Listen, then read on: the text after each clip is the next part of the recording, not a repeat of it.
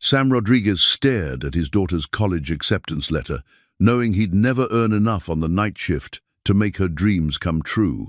For 15 years, the widowed mechanic had worked the lonely midnight hours at Phoenix Motors, invisible to management and forgotten by a world that valued youth over wisdom.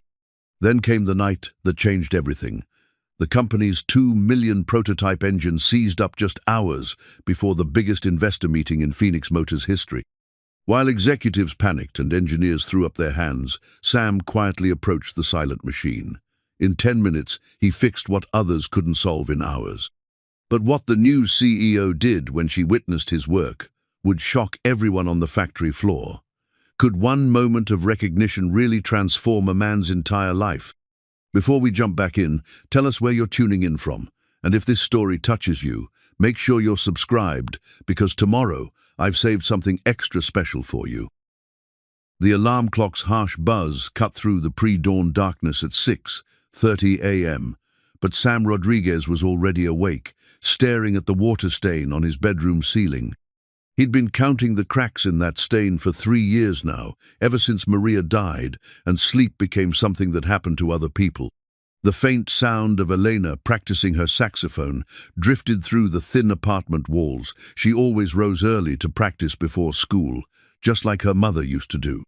Sam rolled out of bed, his 55-year-old joints protesting the movement with familiar aches. His calloused hands reached automatically for the wedding ring on his left finger, Maria's simple gold band that he'd worn beside his own since the funeral.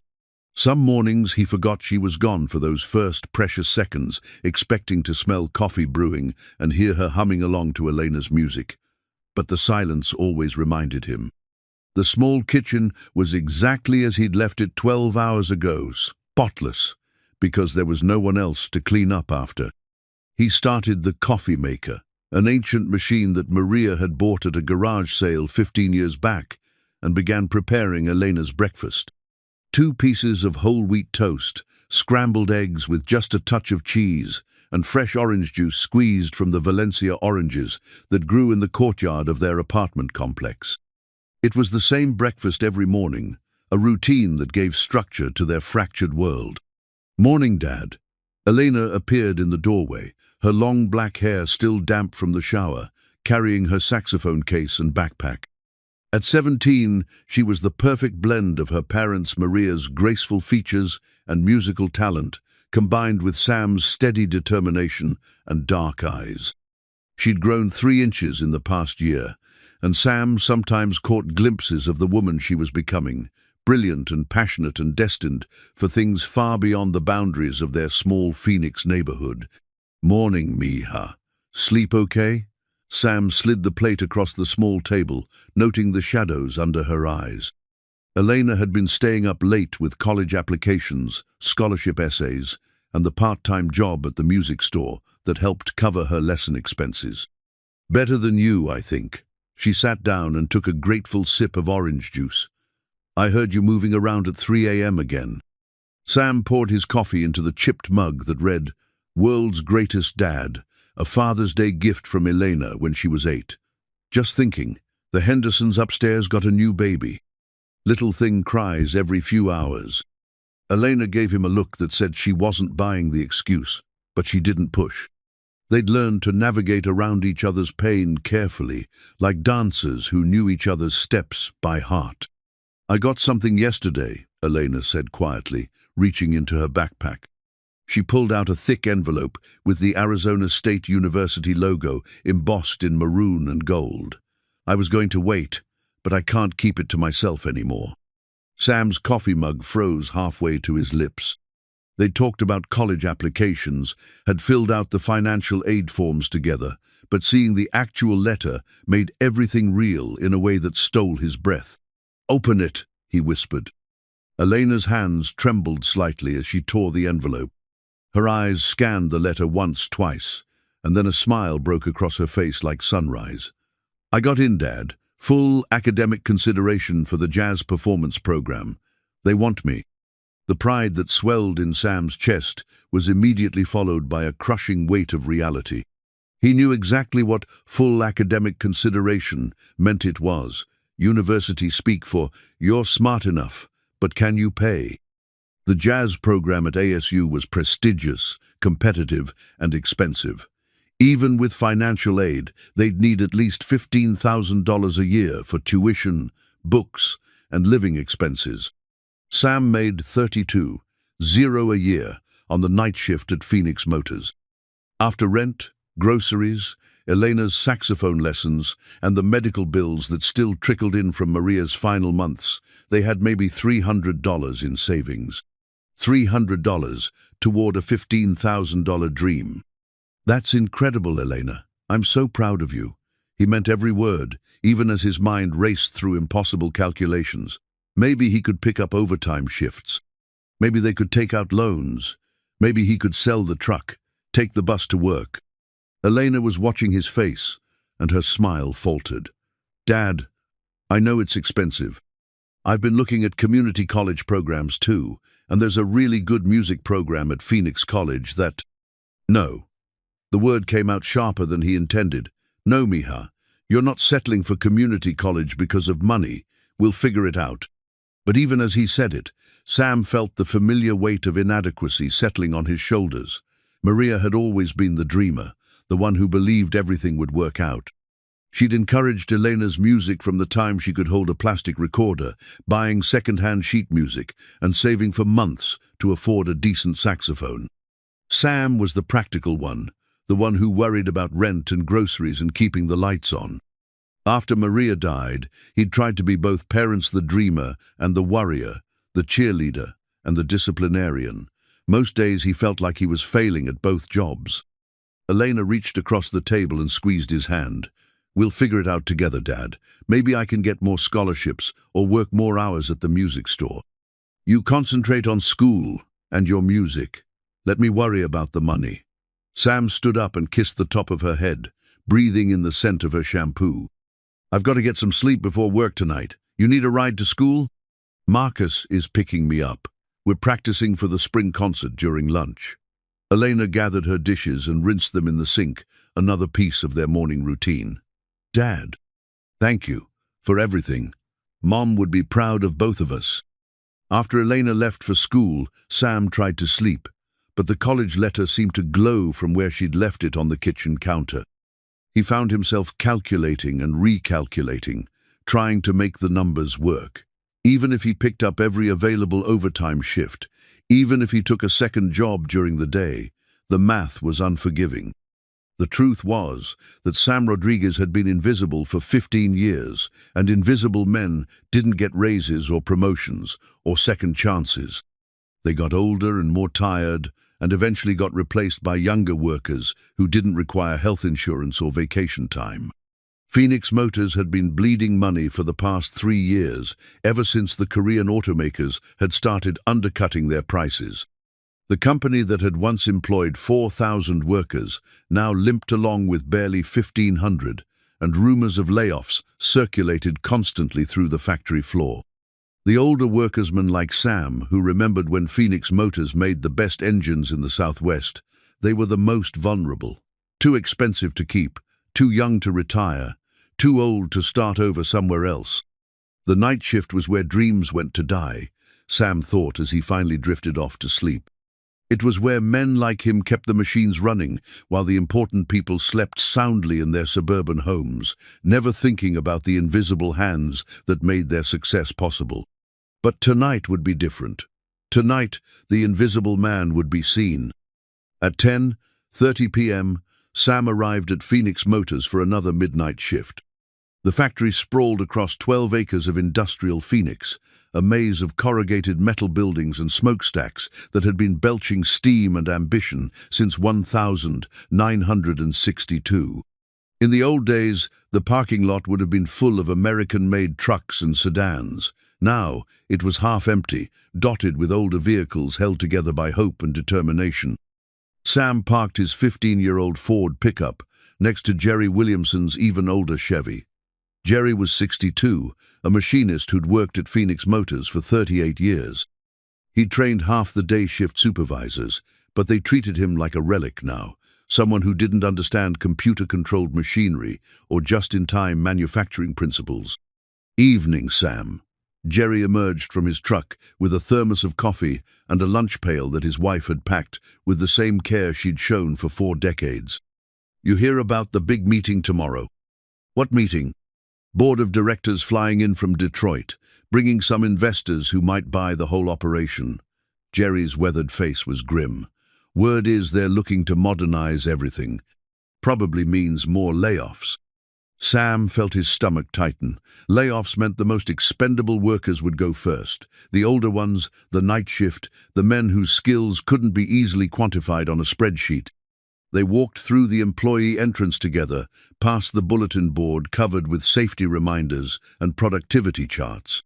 The night shift supervisor, Dave Chen, was already at his desk, looking harried as he reviewed the evening's work orders. Rodriguez, Williamson. Dave looked up from his clipboard. We've got a problem. The prototype in Bay 7 is acting up again. Day shift couldn't figure it out, and we need it running smooth for the investor tour tomorrow morning. Sam knew about the prototype Phoenix Motors' last desperate attempt to compete with the electric vehicle market. $2 million of cutting-edge technology and engineering designed to power a new line of hybrid luxury cars. If it worked, it might save the company. If it didn't, they'd all be looking for new jobs by Christmas. What kind of problem? Jerry asked. Engine management system keeps throwing error codes. Won't start, won't even turn over. The day shift engineers ran every diagnostic they could think of. Computer says everything should be fine, but the damn thing won't budge. Sam and Jerry exchanged glances. They'd seen this before: complicated systems that looked perfect on paper, but had some small, overlooked problem that prevented them from working in the real world. The young engineers with their computer degrees often missed the simple solutions that experienced mechanics could spot immediately. Want us to take a look? Sam offered. Knock yourselves out, but don't mess with anything major. We can't afford to make it worse. Bay 7 was usually reserved for the most important projects, separated from the main factory floor by soundproof glass walls.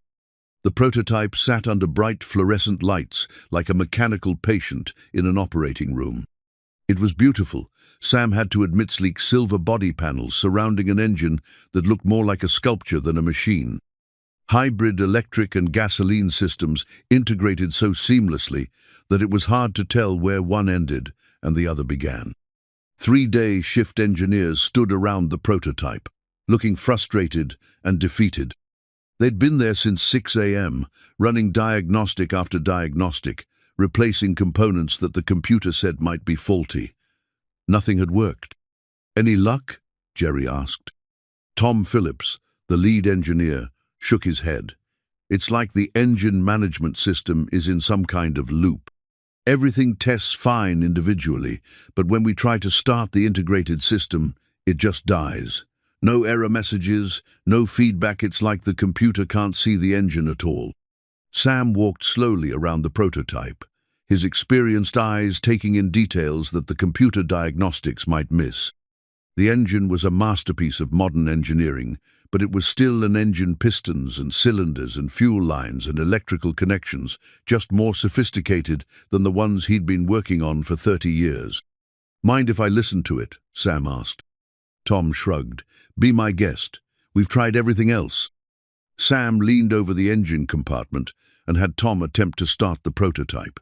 Instead of the healthy rumble of an engine turning over, there was only a faint electrical hum followed by silence.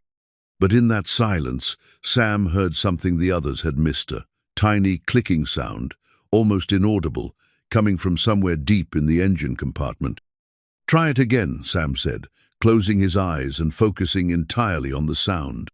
There it was again. Click, pause, click, pause. Like a relay trying to engage but failing to make connection. Sam straightened up and walked to the other side of the engine compartment. The hybrid system was incredibly complex, with dozens of sensors and control modules communicating with each other through a web of electrical connections. But somewhere in all that complexity was something simply: loose connection, a failed relay, a sensor that had worked its way free. Tom, you got a schematic of the electrical system? Sure. Tom pulled up the blueprint on his tablet and handed it to Sam. The schematic was intimidating, hundreds of components connected by lines that looked like abstract art. But Sam had learned to read these diagrams the same way Elena read sheet music, recognizing patterns and relationships that told a story. This relay here, Sam pointed to a small component buried deep in the engine compartment. It controls communication between the hybrid battery system and the main engine management computer. If it's not making proper contact, the computer would think the engine doesn't exist. Tom frowned. We tested that relay. Computer says it's fine. Computer tests electrical continuity, but if the relay housing is cracked or the mounting bracket is loose, it might make contact when it's not under load, but fail when the engine tries to start. Sam reached into his toolbox and pulled out a small flashlight. He squeezed into the tight space around the engine compartment, following the wiring harness to the relay in question. It took 5 minutes of careful searching, but there it was, a hairline crack in the relay housing that would be invisible unless you knew exactly where to look. Found it, Sam called out. Relay housing is cracked. Connection fails under load. I'll be damned, Jerry muttered. How'd you spot that? 30 years of listening to engines complain. Sam carefully removed the cracked relay and examined it under the light. This little $20 part was keeping your $2 million engine from starting. Tom was already on his phone, calling the parts department to find a replacement relay. They've got one in stock. I can have it here in 10 minutes. While they waited for the part, Sam noticed something else. Diagnostic port hidden behind a panel that most people would never think to check. It was an older style connection, the kind used in the prototype's early development phases, but usually removed before final assembly. You know about this port? Sam asked Tom. What port? Tom leaned in for a closer look. I've never seen that before. It's not on any of the schematics. Sam smiled. The port was a remnant from the prototype's development, probably left in place by some engineer who thought it might be useful for future diagnostics. The kind of detail that would be overlooked in the rush to finish the project, but invaluable for troubleshooting problems exactly like this one.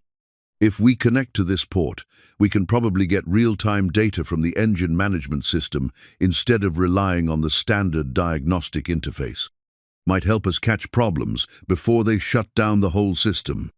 When the replacement relay arrived, Sam installed it carefully, making sure the mounting bracket was secure and the electrical connections were tight. Then he connected his diagnostic equipment to the hidden port and nodded to Tom. Try starting it now. The prototype's engine came to life with a whisper-smooth purr that made everyone in Bay 7 smile. The hybrid system engaged seamlessly, electric motors and gasoline engine working in perfect harmony. All the diagnostic readings were green. All the error codes were cleared. Beautiful, Jerry said, and Sam nodded in agreement. But as Sam was packing up his tools, he noticed they weren't alone. A woman in an expensive business suit stood outside the glass walls of Bay 7, watching them work. She was probably in her late 40s, with silver-streaked hair pulled back in a professional style and sharp eyes that missed nothing. Even from a distance, Sam could tell she was someone important, the way she stood, the way the other managers deferred to her presence. "Who's that?" Sam asked Tom quietly. "Helena Price, new CEO. She's been here about 6 months, trying to turn the company around." Tom's voice carried a mixture of respect and fear. "Word is she's ruthless, but fair. Saved her last company from bankruptcy by cutting costs and streamlining operations." Helena Price was talking to Dave Chen now, pointing toward the prototype and asking questions. Dave was nodding enthusiastically, probably explaining how the night shift had solved the problem that had stumped the day shift engineers. Sam felt suddenly self-conscious. He'd spent 15 years being invisible, comfortable in his anonymity. Being noticed by the CEO was not necessarily a good thing, especially if she was looking for ways to cut costs and eliminate redundancies. "We should get back to our regular assignments," Sam told Jerry quietly. But as they gathered their tools and prepared to leave Bay 7, Helena Price walked through the door. Up close, she was even more intimidating, not because she was cruel or harsh, but because she radiated the kind of focused intelligence that could see through any pretense or excuse. "Which one of you gentlemen fixed the prototype?" she asked. Tom pointed towards Sam. Sam Rodriguez figured out the problem. $20 relay was keeping the whole system from starting. Helena's eyes focused on Sam with laser intensity. "How long have you been working here, Mr. Rodriguez?" 15 years, ma'am. Night shift maintenance." "And how long did it take you to diagnose the problem?"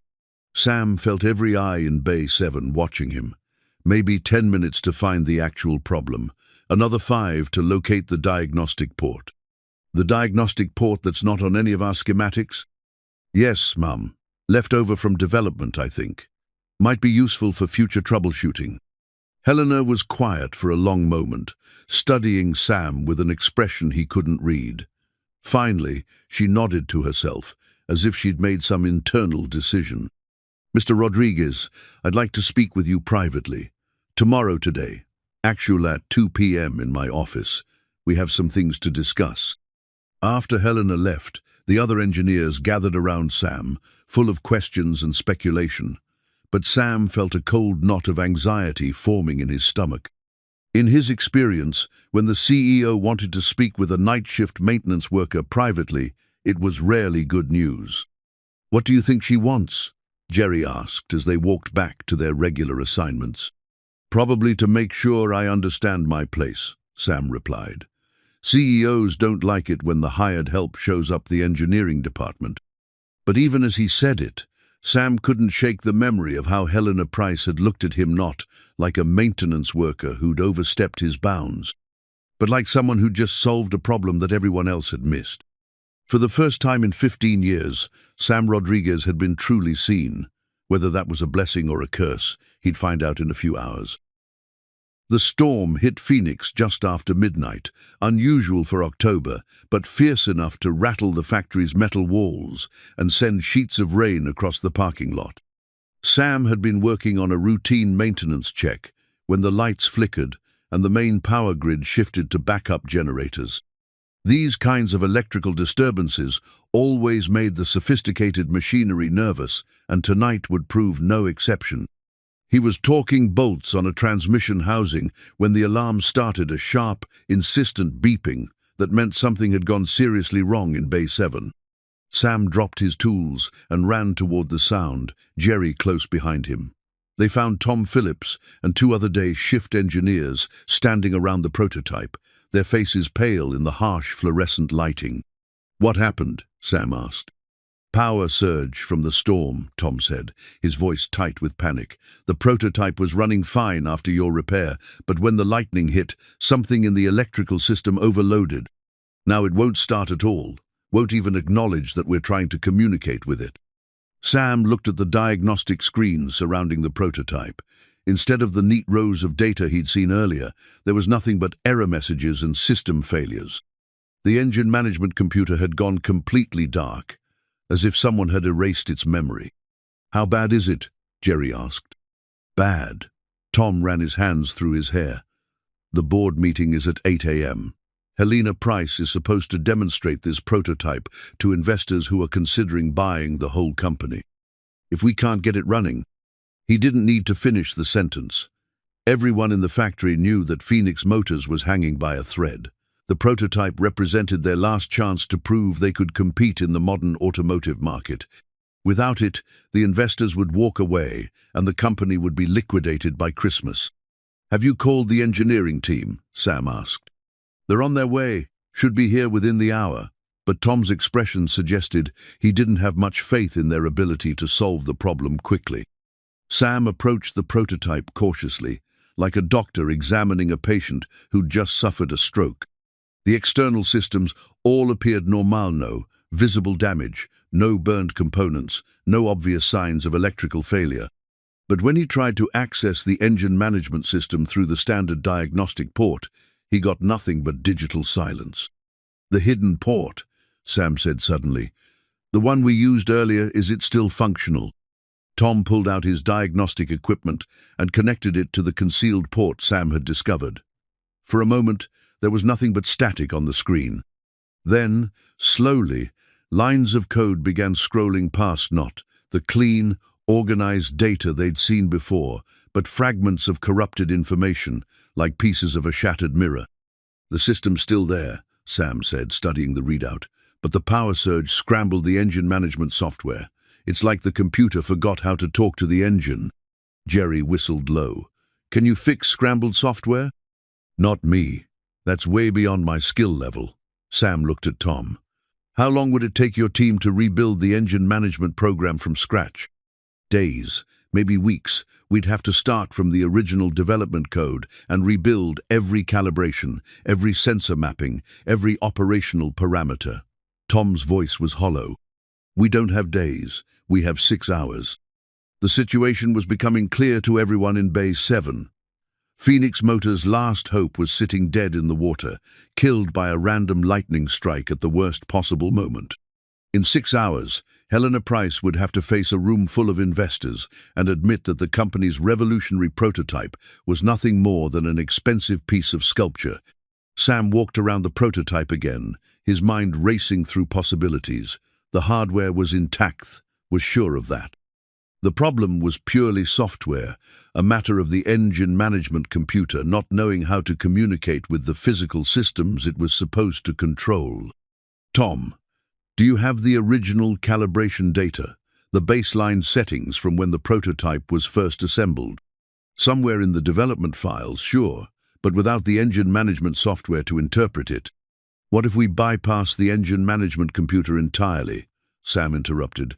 "Run the engine on manual controls until we can get the software rebuilt." Tom stared at him. "You can't run a hybrid system manually. There are too many variables, too many systems that have to coordinate perfectly. The electric motors, the regenerative braking, the battery management system, they all have to work together within millisecond timing. A human being can't possibly." "A human being can't," Sam agreed. "But what about the old backup system?" "What backup system?" Sam pointed to a cluster of components hidden behind the main engine bay. "When they were developing this prototype, they must have had some kind of fail-safe system, a way to run basic engine functions if the main computer failed during testing. Look at these relay boxes.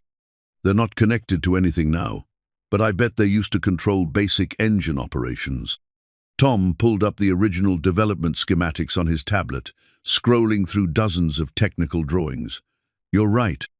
There's a manual override system that was supposed to be removed before final assembly. Basic engine controls, fuel injection, ignition timing, throttle response. But it's completely disconnected from the hybrid systems. What if we reconnect it, just enough to get the engine running for the demonstration? It would be like driving a Ferrari with a lawnmower engine.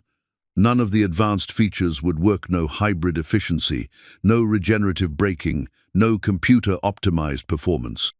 The investors would see right through it." Sam looked around Bay 7 at the faces of the engineers and technicians. These were good people, skilled professionals, who'd spent years developing this prototype. They deserved better than to watch their work die because of a random power surge. "Maybe they don't need to see the advanced features," Sam said quietly. "Maybe they just need to see that the engine runs, that Phoenix Motors can still build something that works." As if summoned by the conversation, Helena Price appeared at the entrance to Bay 7. She was still wearing the business suit from earlier, but now it was rumpled and her hair was slightly disheveled.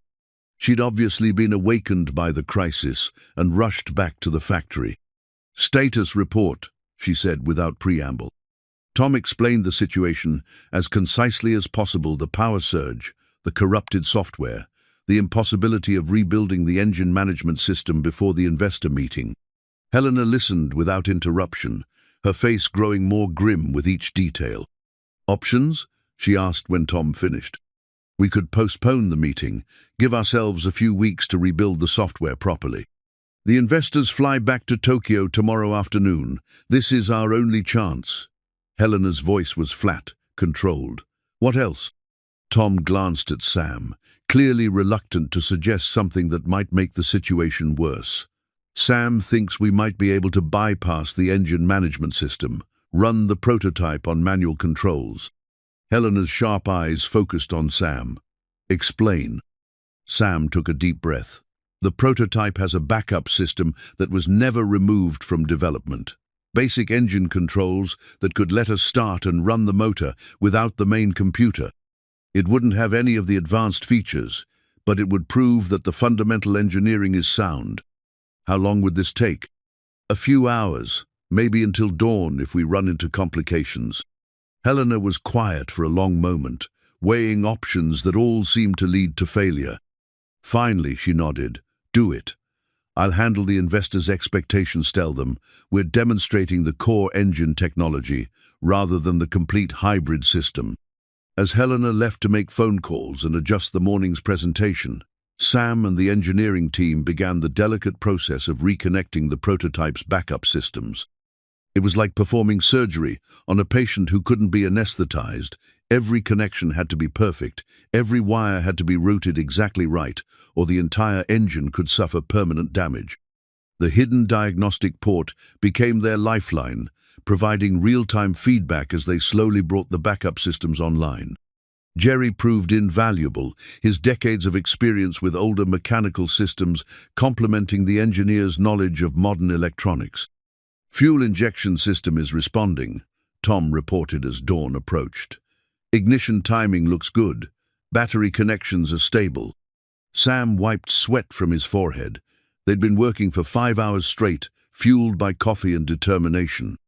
The prototype looked like a patient in intensive care, with diagnostic cables snaking everywhere and temporary connections holding critical systems together. Ready to try starting it? Sam asked. Everyone in Bay 7 held their breath as Tom turned the ignition key. For a moment, there was only the familiar electrical hum. Then, with a cough and a rumble, the prototype's engine came to life. It wasn't the whisper-smooth operation they'd achieved earlier, with the full computer system. The engine ran rougher, louder, less refined, but it ran. The fundamental engineering was sound, the core technology was viable, and Phoenix Motors had something to show the investors. It's beautiful, Jerry said, and this time Sam couldn't disagree. But their celebration was interrupted by the sound of voices in the corridor outside Bay 7. Helena Price was leading a group of men in expensive suits, the investors, who would decide Phoenix Motors' fate. They looked skeptical, impatient, like people who'd made this trip as a courtesy rather than a serious business consideration. Gentlemen, Helena said as she opened the door to Bay 7, I'd like you to meet the team that's been working all night to demonstrate our core engine technology. The lead investor, a stern-faced man with silver hair, approached the prototype with obvious skepticism. Ms. Price, we were told we'd be seeing a fully operational hybrid system. This looks like a development prototype. It is a development prototype, Helena replied smoothly, which is exactly why it's valuable. You're not just buying a finished product, you're buying the engineering capability that created it, the knowledge and expertise that can solve problems other companies can't even diagnose. She gestured toward Sam. This is Sam Rodriguez, one of our senior technicians. When a power surge corrupted the prototype software last night, Sam identified a solution that our computer diagnostics missed entirely. In 6 hours, he and his team rebuilt the engine's control systems from scratch. The investor looked Sam up and down, taking in the grease-stained work clothes and calloused hands. You're not an engineer? No, sir. I'm a mechanic, 15 years on the night shift. And you solved a problem that the engineering team couldn't. Sam glanced at Tom, who nodded encouragingly. Sometimes the old ways work better than the new ways. Sometimes you have to listen to what the engine is trying to tell you, instead of just reading what the computer says. The investor walked around the prototype, examining the temporary connections and backup systems. This is impressive work, but it's not what we came to see. We need to know that Phoenix Motors can produce market-ready vehicles, not just clever workarounds. Helena's jaw tightened, but her voice remained steady. With respect, sir, market-ready vehicles are built by people who understand clever workarounds. The automotive industry is full of companies that can follow specifications and implement existing technology. What makes Phoenix Motors valuable is our ability to solve problems that don't have specifications yet. The investor was about to respond when something unexpected happened. The prototype's engine, which had been running steadily for the past hour, suddenly smoothed out. The rough idle became a whisper, quiet purr, and all the diagnostic readings shifted to optimal levels. "What just happened?" the investor asked. Sam checked the diagnostic port, his eyes widening at what he saw. "The engine management system is coming back online. The software is rebuilding itself from the backup calibrations." Tom stared at his diagnostic screen in amazement. "That's impossible. Software doesn't repair itself." "This software does," Sam said with growing excitement. "Look at this. The system is learning from the manual calibrations we set up. It's using our workaround as a template to rebuild the original programming." The prototype was now running better than it had before the power surge, all systems integrated and optimized. The hybrid motors engaged seamlessly, the regenerative braking system activated, and the advanced efficiency features came online one by one. Helena Price smiled for the first time since the crisis began. "Gentlemen, what you're seeing is exactly why Phoenix Motors is worth your investment. Our people don't just solve problems, they create solutions that make the technology better than it was before." The lead investor walked over to Sam, extending his hand. "Mr. Rodriguez, that was remarkable work. How long have you been in engineering?" "I'm not in engineering, sir. I'm night shift maintenance." The investor looked confused, then turned to Helena. "Miss Price, why is your most talented problem solver working the night shift?" Helena's eyes met Sam's across the length of Bay 7, and in that moment, both of them understood that everything was about to change.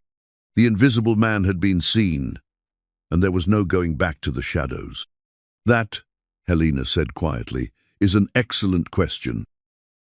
The call came at 10 a.m. on a Tuesday, 3 days after the investor meeting.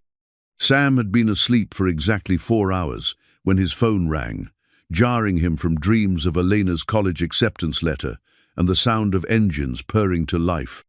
"Mr. Rodriguez, this is Patricia Webb, Miss Price's executive assistant. Miss Price would like to meet with you this afternoon at 2 p.m. in her office.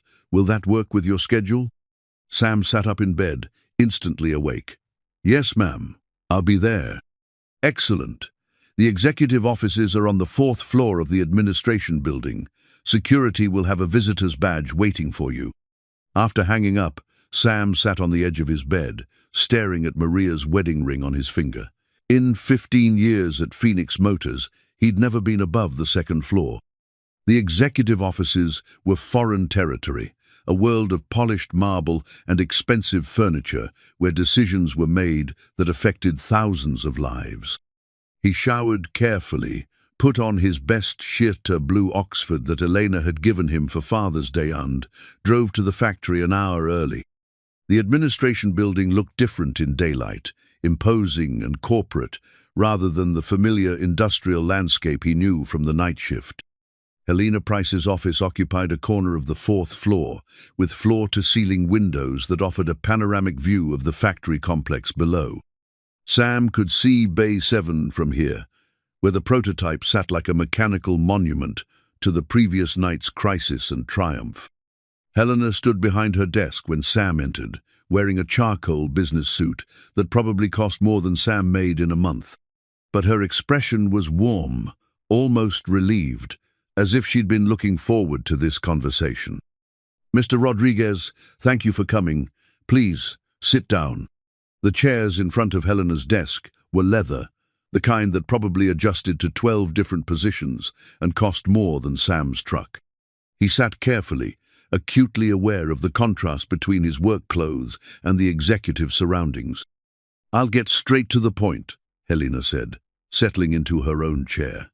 "After watching you work the other night, I've been doing some research. 15 years with Phoenix Motors, spotless safety record, consistently high-performance evaluations from your supervisors.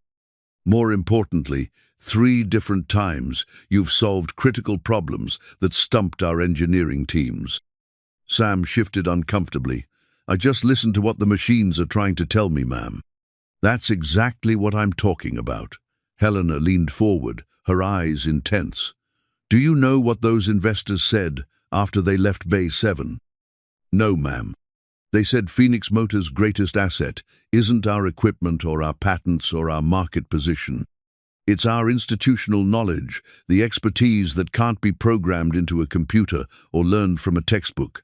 They were specifically impressed by your diagnostic skills. Helena opened a folder on her desk and pulled out a formal document. I'm offering you the position of lead engineering technician, effective immediately. 40% salary increase, full benefits, day shift schedule.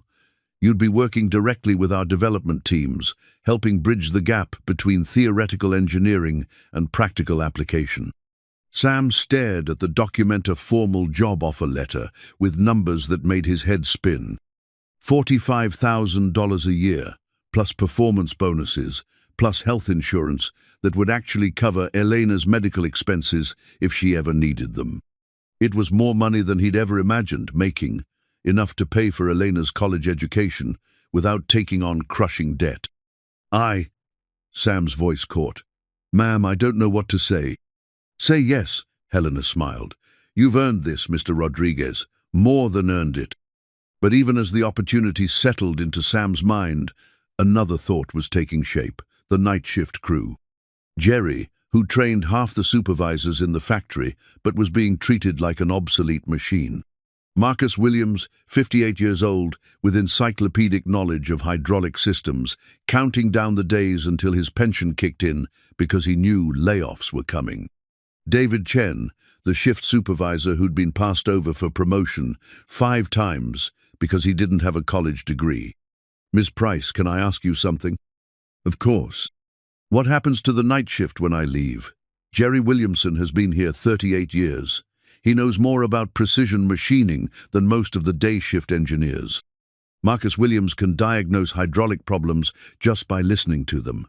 These men, they're not just doing maintenance, they're keeping 40 years of institutional knowledge alive. Helena's expression grew thoughtful. What are you suggesting? I'm suggesting that maybe the problem isn't just that I'm underutilized. Maybe the problem is that the whole night shift is underutilized. These men have decades of experience that's just being wasted on routine maintenance. Go on. Sam took a deep breath, knowing he was about to either make the smartest decision of his life or blow the opportunity completely. What if instead of just promoting me, you created a program that tapped into all that experience? Something that paired older workers with younger engineers or with high school students who want to learn trades? Helena was quiet for a long moment, studying Sam with an expression he couldn't read. You're turning down the promotion. I'm asking if there's a way to accept it and still help the people who helped me. Mr. Rodriguez, do you understand what you're risking? This kind of opportunity doesn't come twice. I could fill this position with any of a dozen candidates who wouldn't hesitate to accept. Yes, ma'am, I understand. But I also understand that Jerry Williamson taught me half of what I know about engines. Marcus Williams showed me how to read hydraulic schematics when I was just starting out.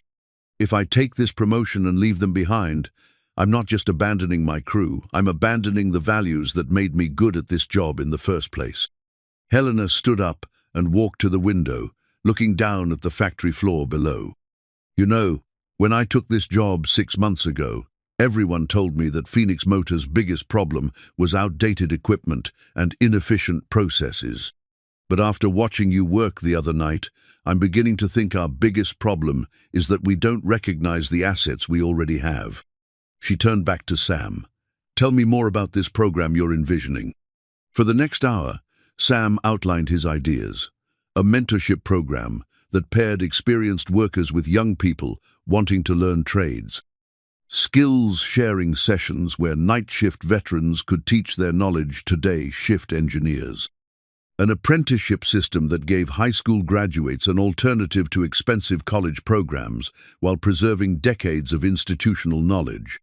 It's not just about keeping older workers employed, Sam explained. It's about creating a bridge between generations of knowledge.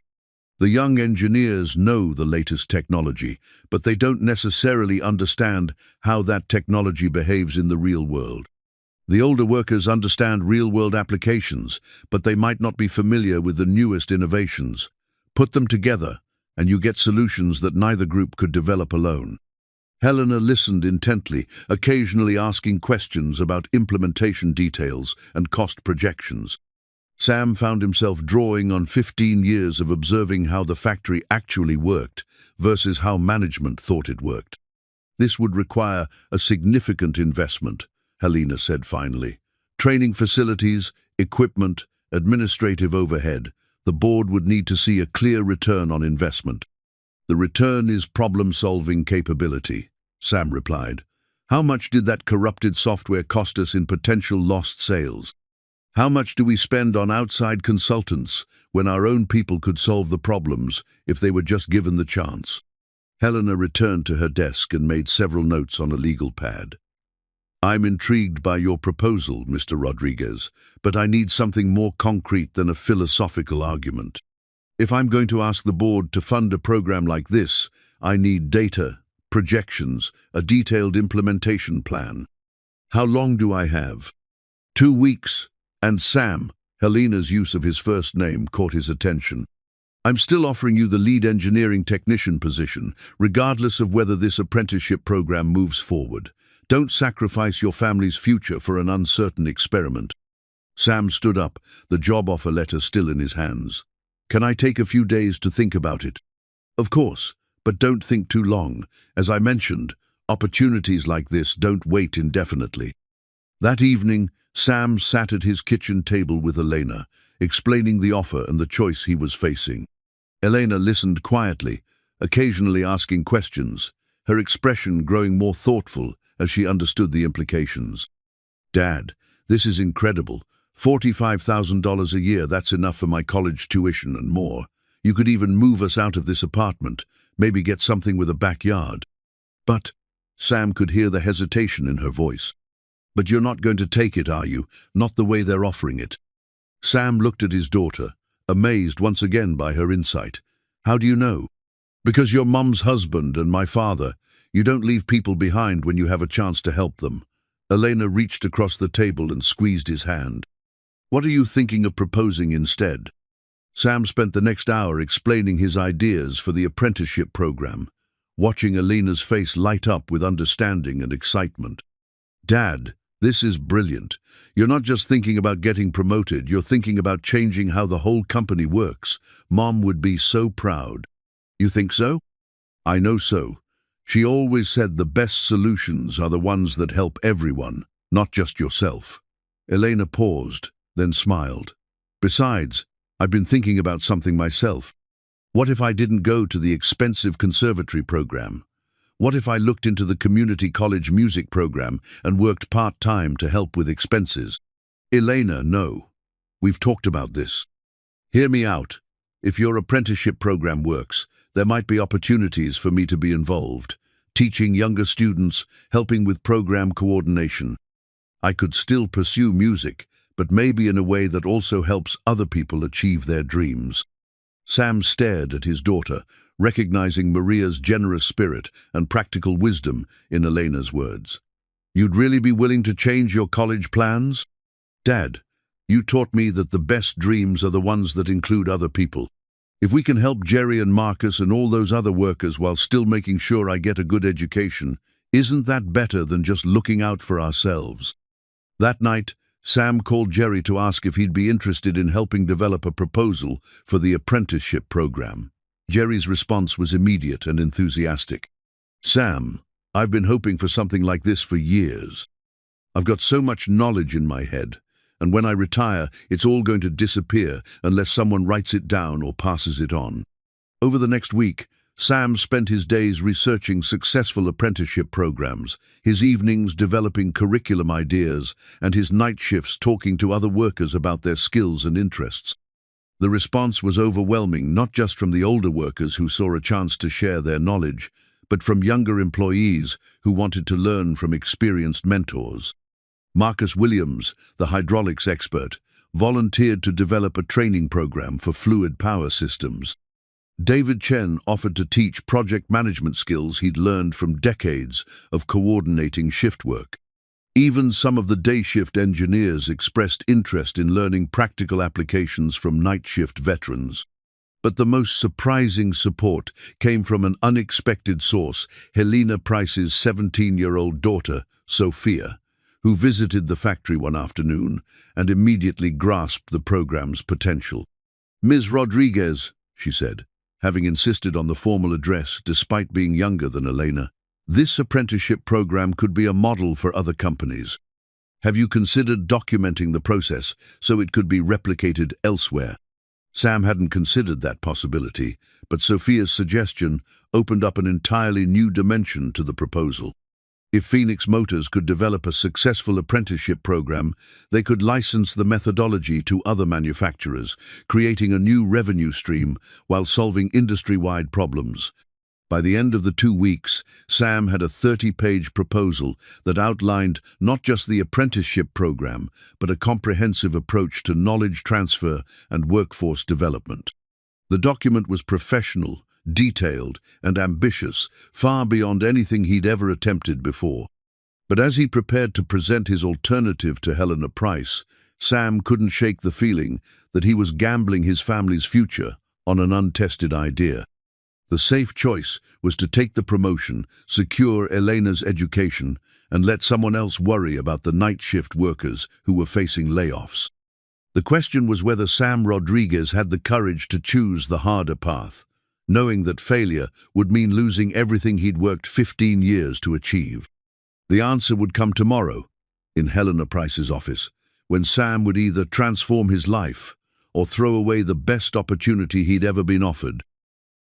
Sam's hands were steady as he placed the 30-page proposal on Helena Price's desk, but his heart was hammering against his ribs.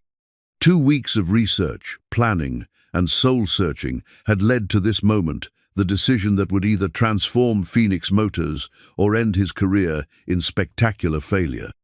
Helena picked up the document, noting its weight and professional binding. "This is considerably more than I expected, Mr. Rodriguez. I wanted to be thorough, ma'am." She opened to the first page and began reading. Sam sat in silence, watching her expression for any hint of reaction. Helena was known for her poker face in business negotiations, but after several minutes, he caught the slight raise of her eyebrows that suggested genuine surprise. "You've outlined a 3-phase implementation plan," she said without looking up. "Starting with a pilot program of 6 mentor-apprentice pairs, expanding to facility-wide deployment, and eventually licensing the methodology to other manufacturers." She glanced at him over the document. "That's quite ambitious for someone who describes himself as just a mechanic." "I had help. Elena assisted with the research and formatting. Jerry Williamson provided technical expertise for the curriculum development. Sophia, your daughter, suggested the licensing component." "Sophia helped with this?" Helena's tone carried a mixture of pride and surprise. "She visited the factory last week and immediately understood the program's potential. Very bright young lady, ma'am." Helena continued reading, occasionally making notes in the margins. Sam tried to interpret her body language, the way she leaned forward during certain sections, the slight nod when she reached his cost-benefit analysis, the pause when she encountered the detailed implementation timeline. "Your financial projections are conservative," she said finally. "I'd rather underpromise and overdeliver than the reverse." "Smart approach." Helena closed the proposal and leaned back in her chair. "This is impressive work, Sam. Truly impressive. But I have to ask why? Why risk a guaranteed promotion for an experimental program that might never get approved?" Sam had been preparing for this question for 2 weeks, but now that it was here, the answer came from somewhere deeper than preparation. Because 15 years ago, when I was new and scared and didn't know a hydraulic line from a fuel injector, Marcus Williams spent his lunch breaks teaching me to read schematics. Because Jerry Williamson showed me how to listen to an engine's complaints instead of just following diagnostic protocols. Because David Chen gave me overtime shifts when Elena needed medical care, even though it meant extra paperwork for him. Sam paused, collecting his thoughts. These men, they didn't just teach me technical skills. They taught me that knowledge isn't worth anything unless you share it. That the best solutions come from people working together, not competing against each other. And you believe this apprenticeship program can institutionalize that kind of knowledge sharing? I believe it can preserve it. Right now, when Jerry retires, 38 years of precision machining expertise walks out the door with him. When Marcus gets laid off, we lose 4 decades of hydraulic systems knowledge. We're throwing away institutional wisdom because we don't have a system for capturing and transferring it. Helena opened the proposal again, flipping to a section near the back. Your pilot program pairs older workers with high school students rather than existing employees. Why that choice? 2 reasons. First, high school students don't have preconceived notions about how things should work. They're willing to learn from experience as well as textbooks. Second, we're creating pathways for young people who might not be able to afford college but still want skilled careers. Like your daughter? The question caught Sam off guard. Elena's situation is different. Is it? Elena is 17, academically gifted, and passionate about music, but she's also practical enough to understand financial constraints. I've spoken with her several times during her visits here. She strikes me as someone who would thrive in a program that combines practical skills with creative pursuits. Sam felt a moment of protective instinct. Elena has been accepted to Arizona State's jazz program. She's worked too hard to settle for something less. Who says she'd be settling? Helena's voice carried a challenge. What if this apprenticeship program included tracks for students interested in combining technical skills with other pursuits? Engineering students who want practical experience, business students who want to understand manufacturing, even music students who want to learn about acoustics and sound engineering. The idea was intriguing, but Sam remained cautious. That would significantly complicate the program structure. It would also significantly expand its impact and appeal. Helena made more notes in the margins. Sam, I'm going to be direct with you. This proposal is exactly the kind of innovative thinking Phoenix Motors needs, but it's also risky, expensive, and unproven. The board will have legitimate concerns about return on investment. What kind of concerns? Cost, primarily. Even your conservative projections require a significant upfront investment: training facilities, equipment, administrative overhead, mentor compensation. The board will want to know why we should spend money on experimental programs when we could use those resources to modernize equipment or reduce debt. Sam had anticipated this objection. Because modern equipment doesn't solve problems, people solve problems. The prototype crisis 3 weeks ago is a perfect example. We had the most advanced diagnostic equipment available, but it took human insight to identify the actual issue. That's a compelling argument, but it's still anecdotal. The board will want data, metrics, quantifiable outcomes. Which is why I'm proposing a small pilot program first. 6 mentor-apprentice pairs, minimal infrastructure requirements, carefully measured results. If it works, we expand it. If it doesn't, we've learned something valuable with limited investment. Helena was quiet for several minutes, reading through the proposal's implementation timeline. Finally, she looked up at Sam with an expression he couldn't quite read. I'm going to make you an offer, Mr. Rodriguez, but it's not the offer I originally had in mind. Sam's pulse quickened. Ma'am, I want you to develop this apprenticeship program. Full-time position, salary commensurate with program development responsibilities, complete autonomy over curriculum design and mentor selection. You'd report directly to me with authority to coordinate across all departments. That sounds like a bigger risk and a bigger opportunity than the lead engineering technician position, yes. Are you prepared for that level of responsibility? Sam thought about Elena's college acceptance letter, still tucked in his wallet like a talisman, about Jerry Williamson's decades of expertise facing obsolescence, about Marcus Williams counting down to pension eligibility because he feared layoffs, about all the young people in Phoenix who wanted skilled careers but couldn't afford traditional education. Yes, ma'am, I'm prepared. Good, because there are conditions. Helena's tone became businesslike. First, The pilot program has 6 months to demonstrate measurable results. If it doesn't show clear benefits by then, we terminate it and you return to your previous position. Second, you'll be working with our HR department to ensure compliance with all labor regulations and union agreements. Third, you'll present quarterly progress reports to the board of directors. I understand. Do you? Sam, this isn't just about creating a nice program for older workers. This is about proving that Phoenix Motors can innovate in ways that go beyond new products or manufacturing processes. If this apprenticeship program succeeds, it could become a model for the entire industry. If it fails, it reflects on both of us. The weight of responsibility was daunting, but Sam found himself energized rather than intimidated. When do we start? Immediately.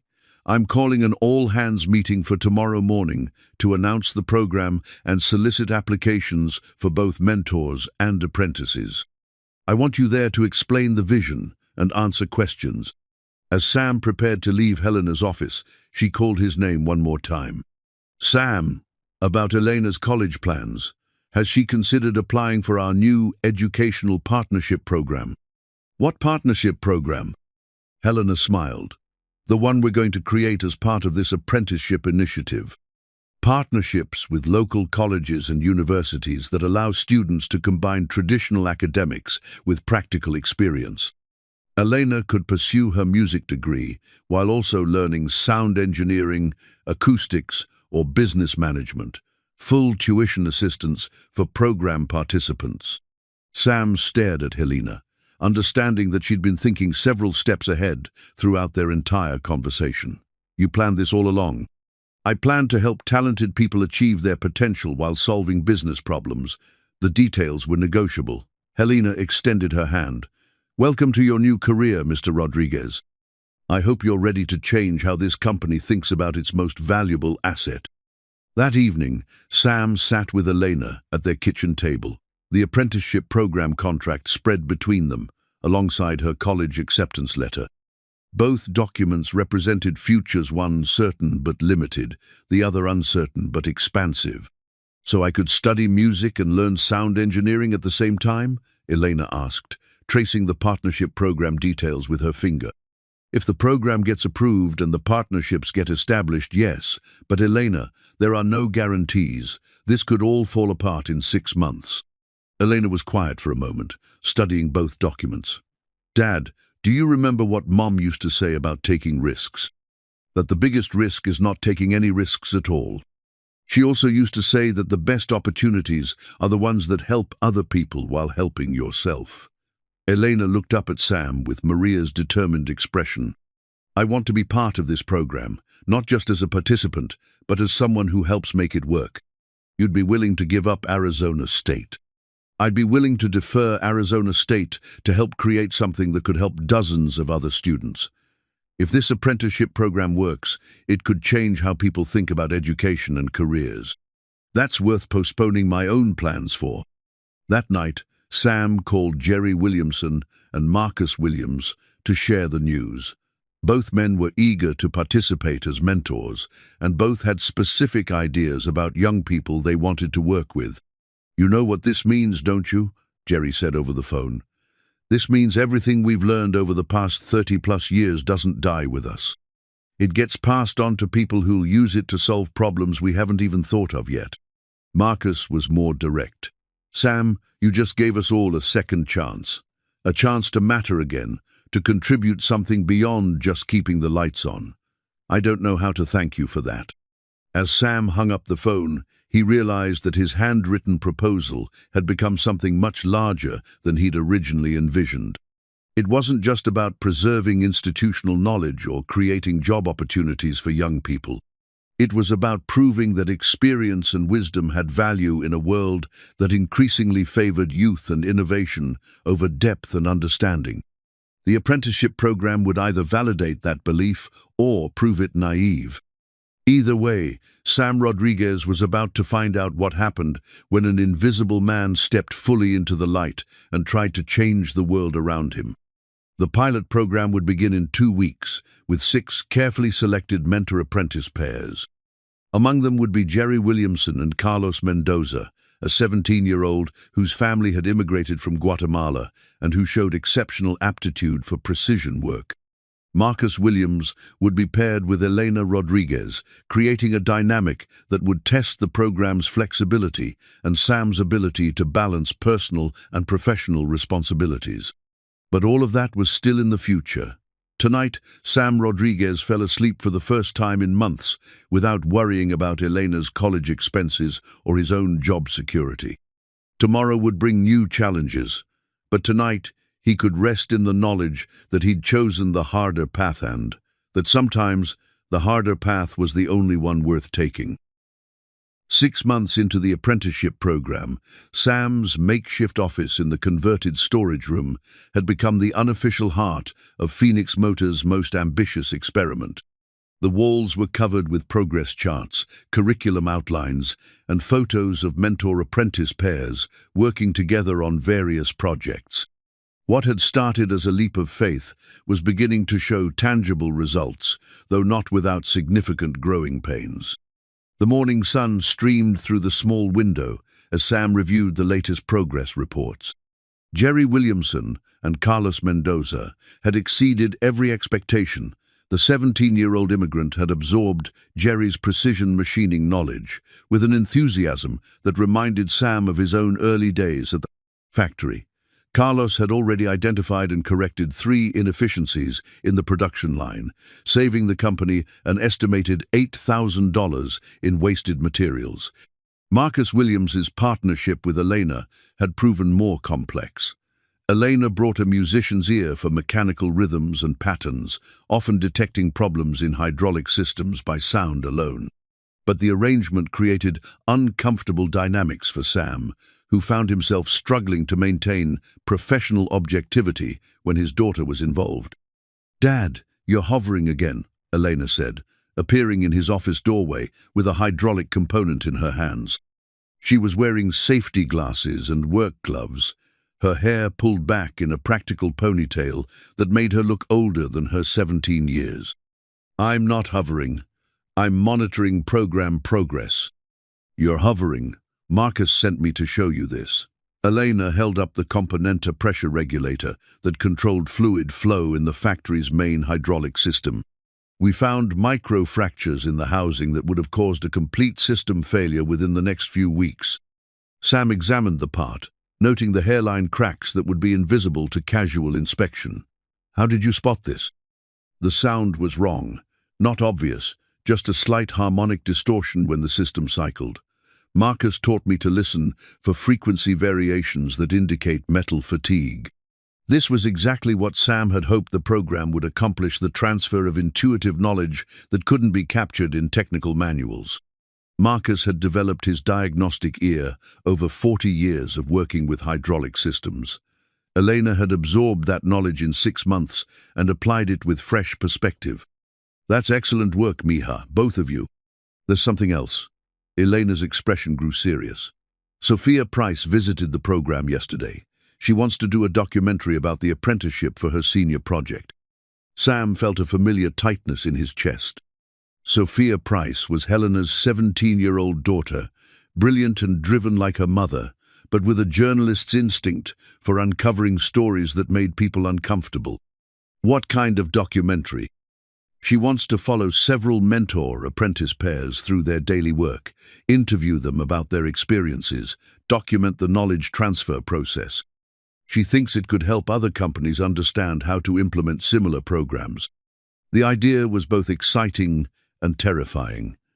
Documentary coverage could provide valuable publicity for the program, potentially attracting interest from other manufacturers and justifying continued investment. But it would also mean scrutiny, external evaluation, and the possibility that any problems or failures would be magnified. "What did you tell her?" "That she'd need to clear it with you and her mother." "But Dad, I think we should do it. The program is working. People should see what's possible when companies invest in their workers' knowledge instead of just treating them as replaceable parts." Before Sam could respond, his phone rang. Helena Price's number appeared on the display.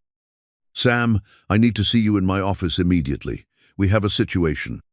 20 minutes later, Sam sat across from Helena's desk, studying her grim expression.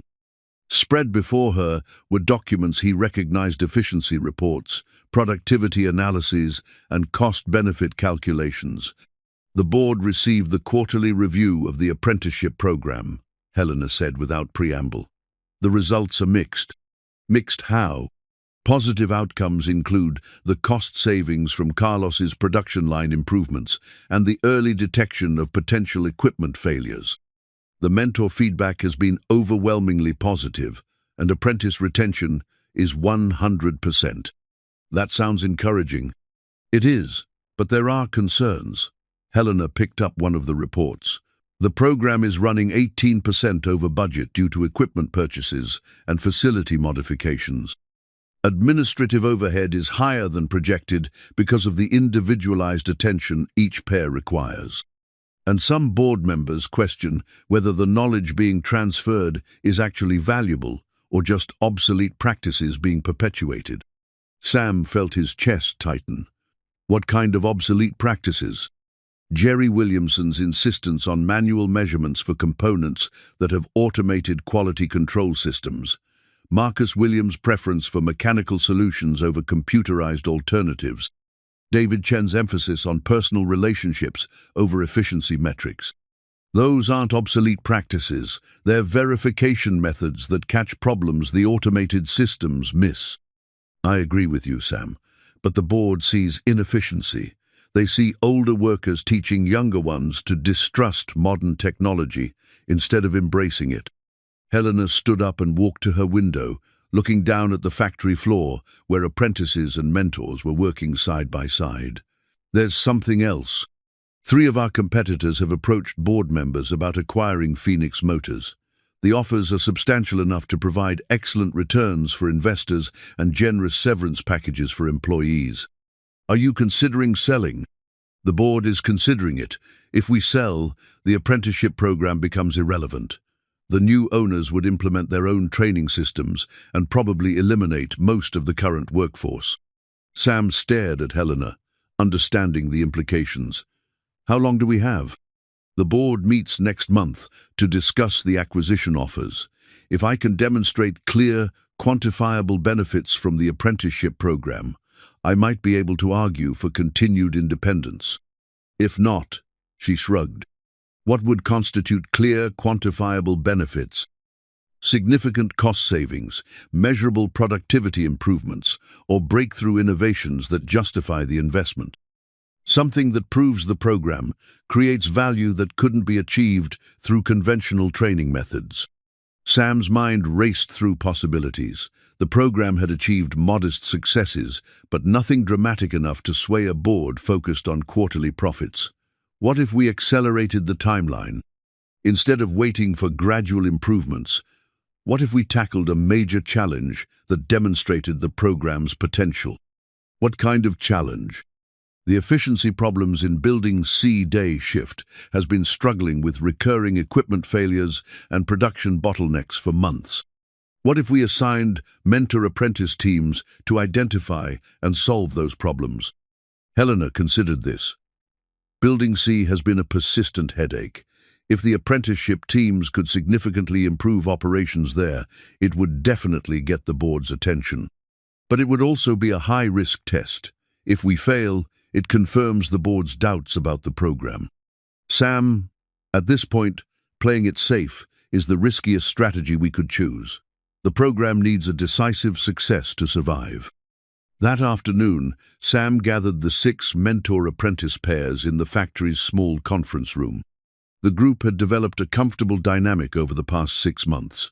Jerry and Carlos comparing precision techniques with Marcus and Elena, while other pairs shared discoveries and insights from their respective specialties.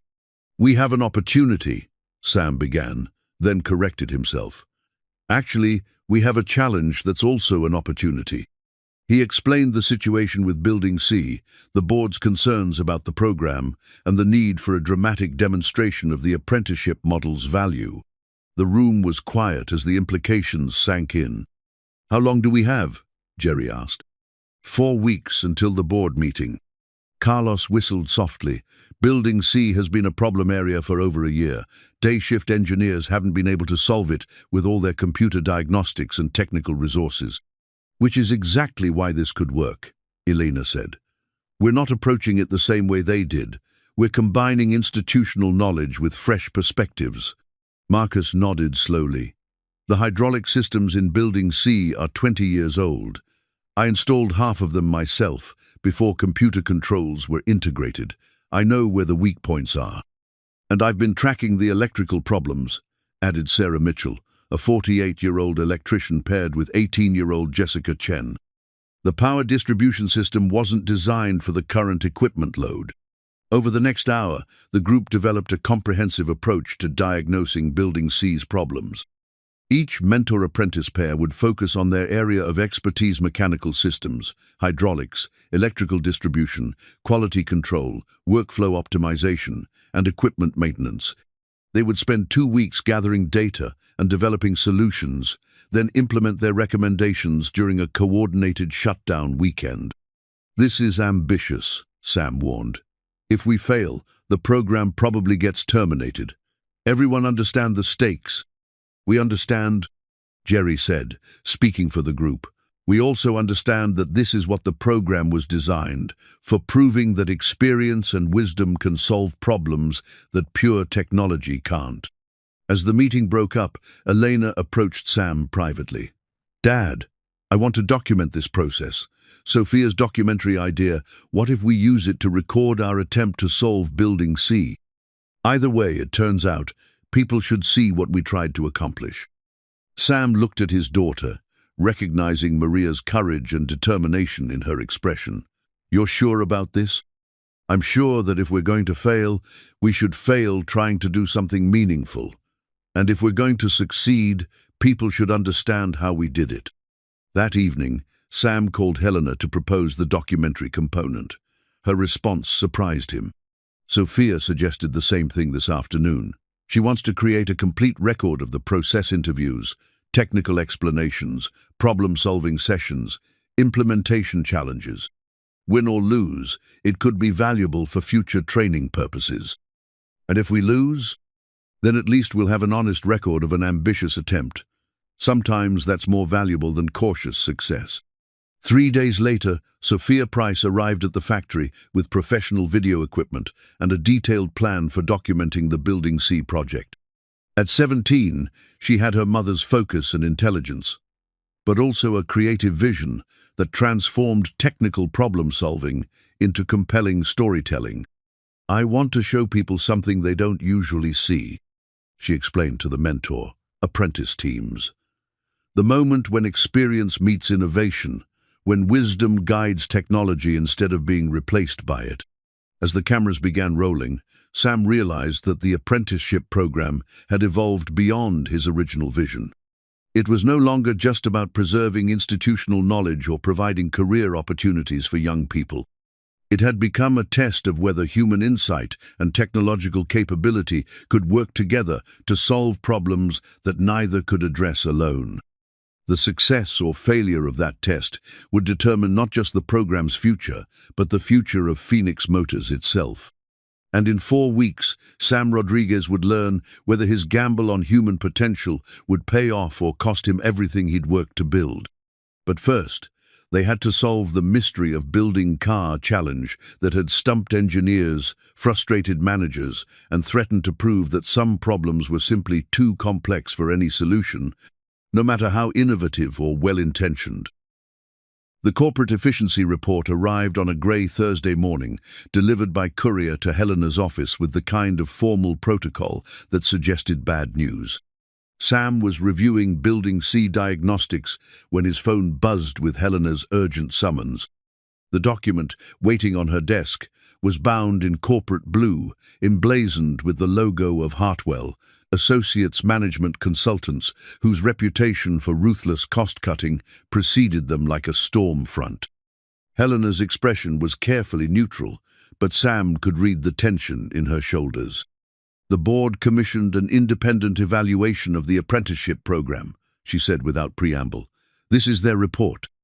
Sam picked up the document, noting its weight 63 pages of analysis, charts, and recommendations. The executive summary was visible through the transparent cover page, and the highlighted conclusion made his stomach drop. Immediate termination recommended due to cost inefficiencies and questionable return on investment. "How bad is it?" Sam asked, though he dreaded the answer. "Read page 15, the section on resource allocation." Sam flipped to the designated page and found a detailed breakdown of program costs versus measurable outcomes. The numbers were presented with clinical precision: administrative overhead, equipment purchases, facility modifications, mentor compensation, lost productivity during training sessions. Against these costs, the consultants had measured only quantifiable savings: the $8,000 from Carlos's production improvements, estimated maintenance savings from early problem detection, reduced turnover among participating employees. "They're treating this like a simple cost-benefit calculation," Sam said. "Because that's exactly what it is, from their perspective." The board hired Heartfelt to evaluate whether the apprenticeship program generates more value than it consumes. According to their analysis, it doesn't. Sam read further, finding section after section that reduced human knowledge and experience to spreadsheet entries. Jerry Williamson's 38 years of expertise were valued only in terms of immediate cost savings. Elena's ability to detect mechanical problems through sound analysis was dismissed as anecdotal and unreliable compared to systematic diagnostic protocols. "They're measuring the wrong things," Sam said, frustration creeping into his voice. "Are they, Sam? I believe in this program. I believe in what you're trying to accomplish. But I'm also responsible to shareholders who invested in Phoenix Motors based on promises of profitability and growth. If I can't demonstrate clear financial benefits, I can't justify continued investment." Helena walked to her window, looking down at Building C, where mentor-apprentice teams were conducting their comprehensive analysis. "The board meets in 2 weeks. If the Building C project doesn't produce dramatic results, they'll implement Heartfelt's recommendations immediately, which are: terminate the apprenticeship program, offer early retirement packages to workers over 55, implement standard automation protocols for all production processes, reduce workforce by approximately 30%. Sam felt the walls of Helena's office closing in around him. The efficiency report represented everything he'd feared about corporate thinking: the reduction of human beings to cost centers, the elimination of anything that couldn't be easily quantified or measured. "Helena, if they implement these recommendations, Phoenix Motors loses 4 decades of institutional knowledge overnight. Jerry, Marcus, David Chenthy's men know things about manufacturing that can't be replaced by computer programs or automation systems. I know that, you know that, but the board sees overhead costs and productivity metrics. They see competitors who operate with lower labor costs and higher profit margins. What about the investors who were impressed by the prototype repair? They understood the value of human expertise. That was 6 months ago. The investors who matter now are the ones considering acquisition offers. They're more interested in asset value than operational philosophy." Sam sat in silence, absorbing the implications. The apprenticeship program had become a symbol of 2 different approaches to business: one that valued human knowledge and experience, another that prioritized measurable efficiency and cost reduction. The Building C project would determine which philosophy prevailed.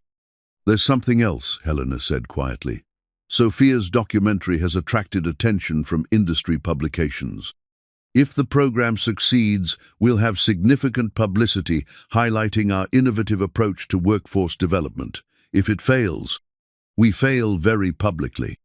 Exactly. The stakes couldn't be higher. That afternoon, Sam gathered the mentor-apprentice teams in Building C for a progress review. The space hummed with activity as pairs worked on different aspects of the facility's chronic problems. Jerry and Carlos had mapped every piece of precision equipment, identifying maintenance issues that hadn't been addressed in months. Marcus and Elena had created a comprehensive hydraulic systems analysis that revealed design flaws dating back to the building's original construction.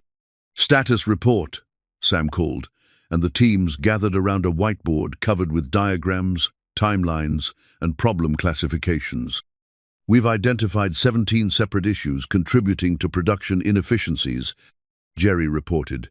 "Some are simple clogged filters, misaligned equipment, worn components. Others are systemic problems that require coordinated solutions." Marcus pointed to a hydraulic schematic taped to the wall. The pressure distribution system was never properly balanced. When they added new equipment 5 years ago, they didn't recalculate load requirements.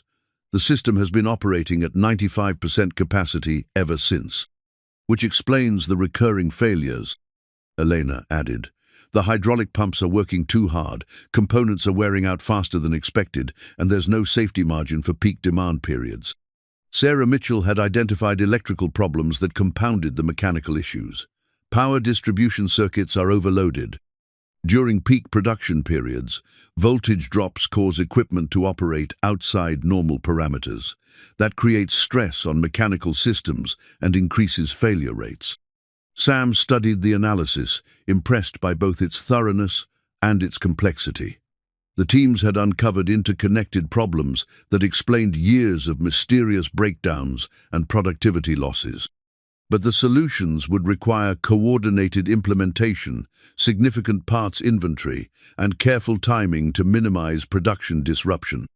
"How long to implement fixes?" Sam asked. "If we can get a full weekend shutdown, we can address the major issues," Jerry said. "The precision equipment realignment alone will take 12 hours. Hydraulic system rebalancing needs another 8 hours. Electrical work has to be done with power completely off." "We're talking about 48 hours of intensive work," Marcus added.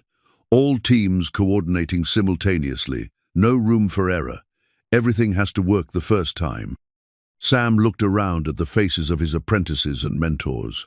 These people had invested 6 months in proving that experience and innovation could work together. Now they were proposing to stake everything on one weekend of coordinated problem-solving. "The board meets Monday morning," Sam said. "If we're going to do this, it has to be this weekend." Elena raised her hand tentatively. "Dad, what if we fail? What if we miss something, or the solutions don't work, or we make things worse? Then we fail attempting something worthwhile. But if we don't try, the program fails anyway." Carlos spoke up from the back of the group. "Mr. Rodriguez, 6 months ago, I was just another high school kid with no prospects for skilled work. Jerry taught me precision measurement techniques that most college-trained engineers don't understand. If this program gets terminated, kids like me lose opportunities we never would have had otherwise." "That's exactly why we have to succeed," Jerry said firmly. "Not just for us, but for everyone who comes after us." Sophia Price, who had been quietly documenting the discussion, stepped forward. "I've been recording this process for 3 weeks now. I've seen what you've accomplished, how you work together, the knowledge that's being transferred. Win or lose, people need to understand what's possible when companies invest in their workers instead of just their technology." That evening, Sam received approval for the weekend shutdown 48 hours, during which Building C would cease all production while the apprenticeship teams implemented their comprehensive solution. Helena had argued the case to the board, framing it as a final test of the program's viability. "If they succeed," she told the board members, "we have proof that our approach to workforce development creates measurable value. If they fail, we implement Hartwell's recommendations immediately." Friday night, as Sam prepared for the most important weekend of his career, Elena found him in the kitchen, reviewing technical drawings and parts inventories. "Dad, I need to tell you something." "What's wrong?" "Nothing's wrong. I just want you to know that I'm proud of what you've built here. This program, it's not just about teaching technical skills. It's about treating people with dignity, recognizing that experience has value, creating opportunities for young people who might otherwise be overlooked." Elena sat down beside him, her expression serious. Mom would be proud too. You remember what she used to say about Maria's saxophone? Sam looked up from his paperwork. Maria's saxophone, Elena's inheritance from her mother, still sat in its case in Elena's bedroom, waiting for the day when college expenses would no longer compete with musical dreams. She said it represented the difference between making noise and making music, that the saxophone was just an instrument until someone with knowledge and passion brought it to life. That's what this apprenticeship program is, Elena said. The tools and equipment are just instruments. Jerry and Marcus and the other mentors, they're bringing them to life by sharing their knowledge and passion. And what about your music? What about Arizona State and the jazz program? Elena smiled. Music will always be there, Dad, but opportunities to change how people think about work and education, those don't come along very often. I'd rather spend my time helping create something that matters than pursuing something just for myself. That night, Sam called each of the mentor-apprentice pairs to confirm their readiness for the weekend ahead. The conversations were brief but intense, everyone understanding that their collective future depended on 2 days of flawless execution. Jerry Williamson, at 62, would be working alongside 17-year-old Carlos to realign precision equipment that hadn't been properly calibrated in years. Marcus Williams and Elena would rebalance hydraulic systems that had been operating on the edge of failure. Sarah Mitchell and Jessica Chen would rewire electrical circuits during a complete power shutdown. If everything went according to plan, Building C would emerge from the weekend operating more efficiently than it had in 5 years. If something went wrong, if they missed a critical component, made a calculation error, or simply ran out of time, the apprenticeship program would end, taking with it the dreams and futures of everyone who had believed in Sam's vision. Saturday morning arrived grey and cold, with the kind of autumn weather that made Phoenix feel almost seasonal. Sam arrived at the factory before dawn, finding that most of the teams had beaten him there. Building C was already bustling with activity as apprentices and mentors began the most ambitious collaborative project any of them had ever attempted.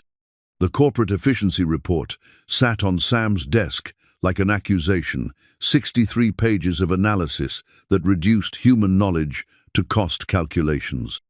By Monday morning, everyone would know whether Heartfelt associates had been right to recommend termination, or whether Sam Rodriguez and his apprenticeship program could prove that some things wisdom, experience, and the patient transfer of knowledge from one generation to the next were worth more than any spreadsheet could measure. The weekend had gone flawlessly. By Sunday evening, Building C hummed with an efficiency that hadn't been seen in 5 years. Production line speeds had increased by 12%, equipment failure rates had dropped to near zero, and energy consumption had decreased by 18%. The mentor-apprentice teams had achieved everything they'd promised, and more. Monday morning found Sam in Helena's office, surrounded by performance metrics that told the story of an unqualified success. The Building C transformation had generated quantifiable benefits that even the most skeptical board member couldn't ignore. Projected annual savings of over $300,000, increased production capacity, and dramatically improved equipment reliability. "This is exactly what we needed," Helena said, reviewing the weekend's results. "The board meeting is in 3 hours. These numbers prove conclusively that the apprenticeship program creates measurable value." Sam should have felt triumphant. Instead, he felt uneasy in a way he couldn't quite articulate. The success was real, the benefits were documented, but something about Helena's tone suggested complications he hadn't anticipated. "There's something else, isn't there?" Sam asked. Helena's expression grew somber. "There is. Sam, I need you to understand that the board's interest in the apprenticeship program goes beyond Phoenix Motors. The success you've demonstrated has implications that extend far beyond our company." "What kind of implications?" 3 major automotive manufacturers have approached the board about licensing the apprenticeship methodology. They want to implement similar programs in their facilities, using our model as a template. This was potentially great news validation that the program had broader applications and could generate additional revenue for Phoenix Motors. But Helena's tone suggested otherwise. That sounds like an opportunity. It would be, under normal circumstances. But Sam, there's something about the board's long-term strategy that you need to understand. Helena opened a file folder and removed a document that Sam had never seen before. The board's decision to approve the apprenticeship program wasn't just about improving Phoenix Motors' operations. It was part of a larger plan to position the company for acquisition. Sam stared at the Documenta strategic planning report dated 6 months earlier, before the apprenticeship program had even been proposed. The language was dense corporate jargon, but the implications were clear. Phoenix Motors was being prepared for sale, and the apprenticeship program was intended to increase the company's value to potential buyers. "You knew this all along?" Sam asked quietly. "I knew the board was exploring options. I didn't know they'd already decided to sell." Helena's voice carried a mixture of frustration and resignation. The apprenticeship program's success has accelerated their timeline. They're now actively negotiating with 3 different buyers. What happens to the program if the company is sold? That depends on who buys us. 2 of the potential buyers see the apprenticeship program as a valuable asset, something they want to replicate in their other facilities. The 3rd buyer sees it as an unnecessary expense that would be eliminated immediately after acquisition. Sam felt the ground shifting beneath his feet. Everything he'd worked to build, all the relationships and knowledge transfers, and carefully developed trust, could disappear overnight based on corporate decisions made in boardrooms far from the factory floor. Which buyer is most likely to win? The one who sees the program as an expense. They're offering the highest purchase price because they plan to implement significant cost reductions immediately after closing. The irony was devastating. The apprenticeship program's success had made Phoenix Motors more attractive to buyers, but the most attractive buyer was the one most likely to destroy everything the program had accomplished. "Helena, there has to be something we can do, some way to protect the program and the people who've invested in it." "There might be, but it would require a decision that affects both of us personally." Helena walked to her window, looking down at the factory floor where apprentices and mentors were already implementing the lessons learned during the Building C project. "The board has made me an offer, Sam. If I agree to stay on as CEO under the new ownership, I can negotiate protections for key programs and personnel. The apprenticeship program would be guaranteed funding for at least 3 years. That sounds like good news." "It would be, except that staying means agreeing to eliminate 30% of the workforce over the next 18 months. The apprenticeship program would be protected, but most of the people it was designed to help would be laid off anyway." Sam absorbed this information, understanding that Helena was facing an impossible choice between protecting a few dozen people in the apprenticeship program and preserving jobs for hundreds of other workers. What if you refuse their offer? Then they bring in their own management team, eliminate the apprenticeship program immediately, and implement layoffs that affect 40% of the workforce instead of 30%. The trap was elegant in its cruelty. The apprenticeship program's success had created leverage that the board was using to force difficult decisions. Helena could save the program by sacrificing other workers, or she could refuse to cooperate and watch everything be destroyed anyway. "There's a 3rd option," Sam said slowly. "What if we don't let them buy the company?" Helena looked at him with an expression that mixed hope and skepticism. "Sam, Phoenix Motors is a publicly traded company. If the board accepts an acquisition offer, individual shareholders can't prevent the sale. But they can make it expensive. They can create complications that reduce the company's attractiveness to buyers." "What are you suggesting?" Sam had been thinking about this possibility since Helena first mentioned acquisition offers months ago. What if the apprenticeship program goes public? What if we document every aspect of its success and make it available to other companies without licensing fees? Helena stared at him. "You want to give away the methodology that makes Phoenix Motors valuable to potential buyers. I want to make it impossible for anyone to monopolize. If the apprenticeship model becomes public domain, buyers can't acquire Phoenix Motors just to control access to it." That would significantly reduce the company's acquisition value, which might discourage buyers who are only interested in asset stripping. The companies that want to buy Phoenix Motors for its productive capacity and workforce would still be interested, but at lower prices that reflect actual operational value rather than speculative intellectual property value. Helena was quiet for several minutes, considering the implications. This is incredibly risky, Sam. If we release the apprenticeship methodology publicly, and it doesn't discourage acquisition, we've given away our most valuable asset for nothing. But if it works, we preserve the program and protect the workforce. It's also career suicide for both of us. The board would never forgive a decision that deliberately reduced shareholder value. Sam thought about Jerry Williamson, 62 years old and facing potential layoffs after 38 years of loyal service. About Carlos Mendoza, 17 years old and finally seeing a path towards skilled employment. About Elena, who had deferred her college dreams to help build something that might change how companies thought about their workers. Helena, 6 months ago, you asked me why I was willing to risk a guaranteed promotion for an experimental program.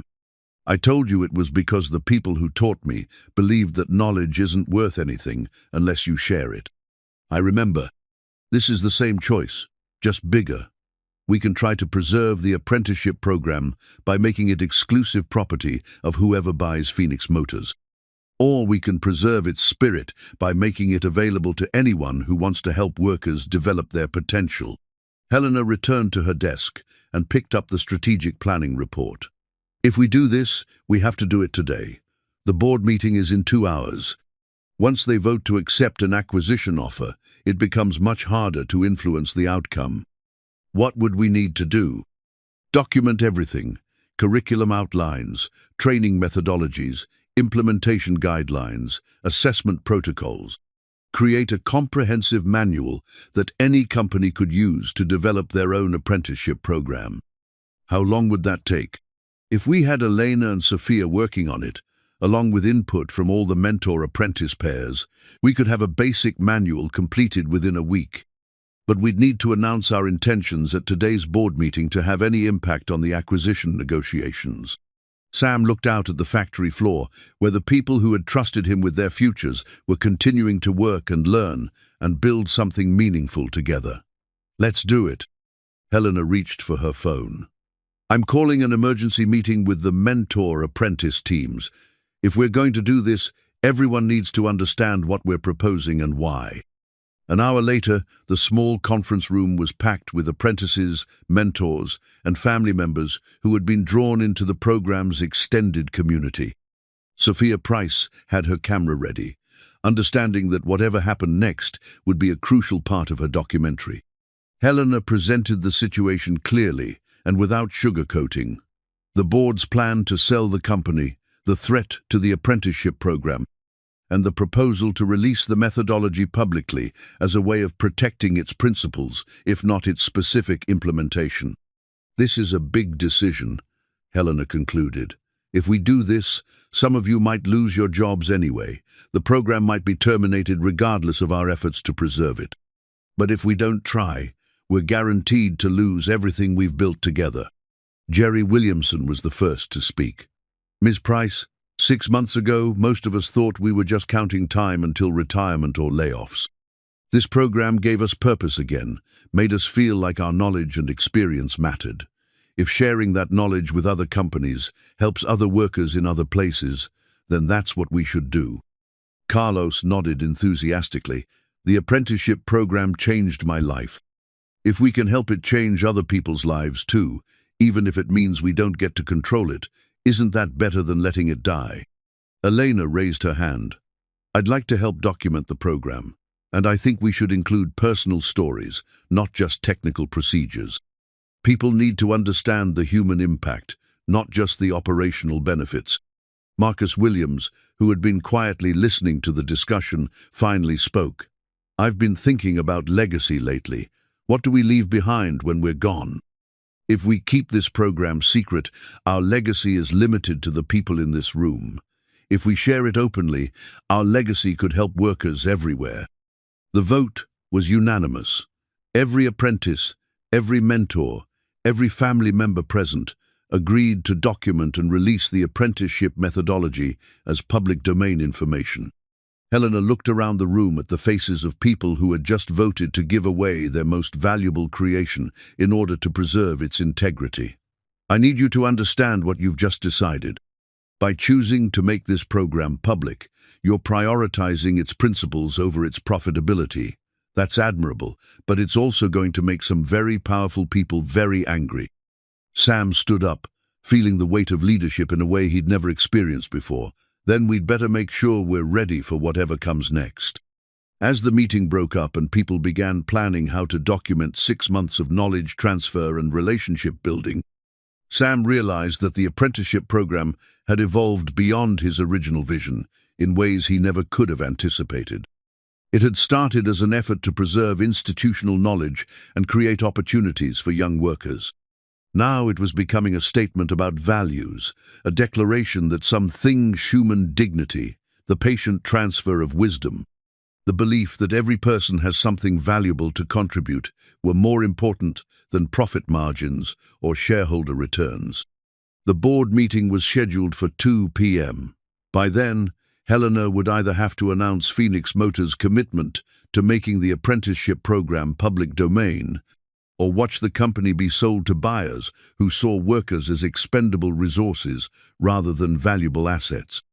Either way, Sam Rodriguez and everyone who had believed in his vision were about to discover whether choosing principles over profit was an act of noble sacrifice or strategic suicide. The weekend that followed Helena's announcement to the board was unlike anything Phoenix Motors had ever experienced. Word of the apprenticeship program's impending public release had spread through the factory like wildfire, creating an atmosphere of urgency and determination that transformed the entire facility into a documentation center.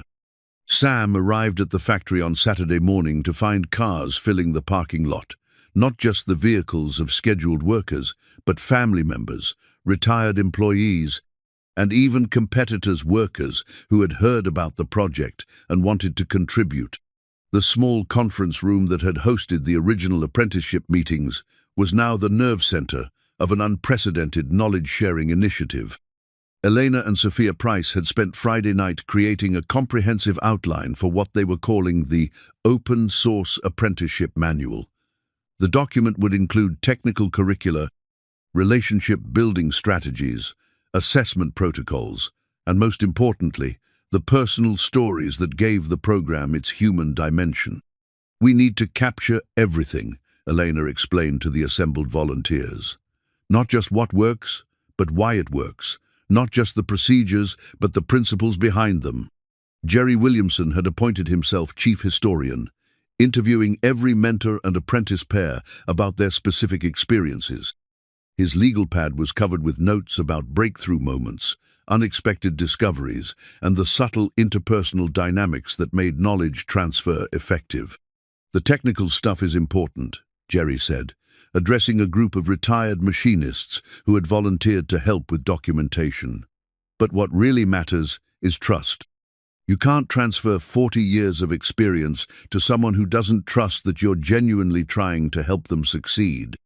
Marcus Williams was working with Elena to create multimedia documentation of diagnostic techniques that couldn't be easily explained in writing. They had set up a video station in Building C, where they demonstrated the process of listening to hydraulic systems, feeling for vibrations that indicated impending failures, and reading the subtle signs that experienced technicians learned to recognize instinctively. This is what gets lost when companies rely only on computer diagnostics. Marcus explained to Sophia's camera, machines can measure precise values, but they can't interpret the story those values tell about a system's health and history. The workers' union charter, hastily drafted but powerfully written, had become the philosophical foundation for the documentation project. The charter wasn't just about workplace rights or compensation issues. It was a declaration of principles about the inherent dignity of skilled work and the responsibility to pass knowledge from one generation to the next. Every worker has something valuable to teach, the charter read. Every young person deserves access to meaningful career opportunities. Every company benefits from the accumulated wisdom of its experienced employees. These principles are not negotiable, regardless of market conditions or shareholder demands. Sam found himself moving between documentation stations, marveling at the energy and commitment of people who were essentially working for free to preserve something they believed in. The scene reminded him of old-fashioned barn raisings, where entire communities would come together to build something that benefited everyone. But the weekend's most important work was happening in Helena's office, where she was making phone calls that would determine whether their documentation efforts would have any practical impact. The board's reaction to her announcement had been swift and predictable fury at her sabotage of the acquisition negotiations, followed by threats to terminate both her and the apprenticeship program immediately. "They can't legally prevent us from releasing information about training methodologies we developed," Helena explained to Sam during a brief break from her negotiations. "But they can make our lives very difficult if they choose to." "What are they threatening?" "Immediate termination for insubordination, legal action for breach of fiduciary duty, blacklisting that would make it impossible for either of us to find comparable positions elsewhere." "Are you having second thoughts?" Helena looked out her window at the parking lot full of volunteers, then at the factory floor where apprentices and mentors were continuing their work, despite the uncertainty surrounding their future. "No, if anything, seeing this response has convinced me we're doing the right thing." The most encouraging development was the response from other companies. Word of Phoenix Motors' open-source apprenticeship initiative had spread through industry networks, generating interest from manufacturers who had struggled with similar workforce development challenges. By Sunday afternoon, Helena had fielded calls from 12 different companies wanting to participate in beta testing the documented methodologies. "This is becoming bigger than just preserving our program," Helena told Sam as they reviewed the weekend's progress. "It's becoming a movement." Carlos Mendoza had emerged as an unexpected leader in the documentation effort. His bilingual skills and natural ability to explain complex concepts in simple terms made him invaluable for creating materials that could be used by companies with diverse workforces. More importantly, his perspective as someone who had recently completed the apprenticeship process gave him insights into which aspects of the program were most crucial for success. "The mentors think it's about teaching technical skills," Carlos explained to a group of volunteers. "The apprentices think it's about learning job skills, but really, it's about building relationships. Everything else flows from that." Sophia's documentary had evolved from a school project into a comprehensive record of an extraordinary moment in American manufacturing. Her footage captured not just the technical aspects of knowledge transfer, but the emotional dynamics of people who had found purpose and community in an economic system that increasingly treated workers as disposable resources. "What I'm seeing here challenges everything I thought I knew about corporate culture," Sophia told her camera during a reflective moment. "These people are risking their jobs to share their knowledge freely because they believe in something bigger than their individual self-interest." Sunday evening brought the first external validation of their efforts. Tom Phillips, the day-shift engineer who had initially been skeptical of Sam's diagnostic abilities, arrived at the factory with a team of colleagues from the corporate headquarters of Midwest Manufacturing, one of Phoenix Motors' largest competitors. "We heard about what you're doing here," Tom explained to Sam. "Our CEO sent us to observe and learn. We've been struggling with similar workforce development challenges, and if your apprenticeship model can be adapted to our operations, we're prepared to implement it immediately." The presence of competitors documenting Phoenix Motors' training methodologies should have been concerning, but Sam found it encouraging instead. If the apprenticeship program principles were robust enough to work in different corporate environments, then making them public domain would benefit far more workers than keeping them proprietary ever could. The goal was never to give Phoenix Motors a competitive advantage.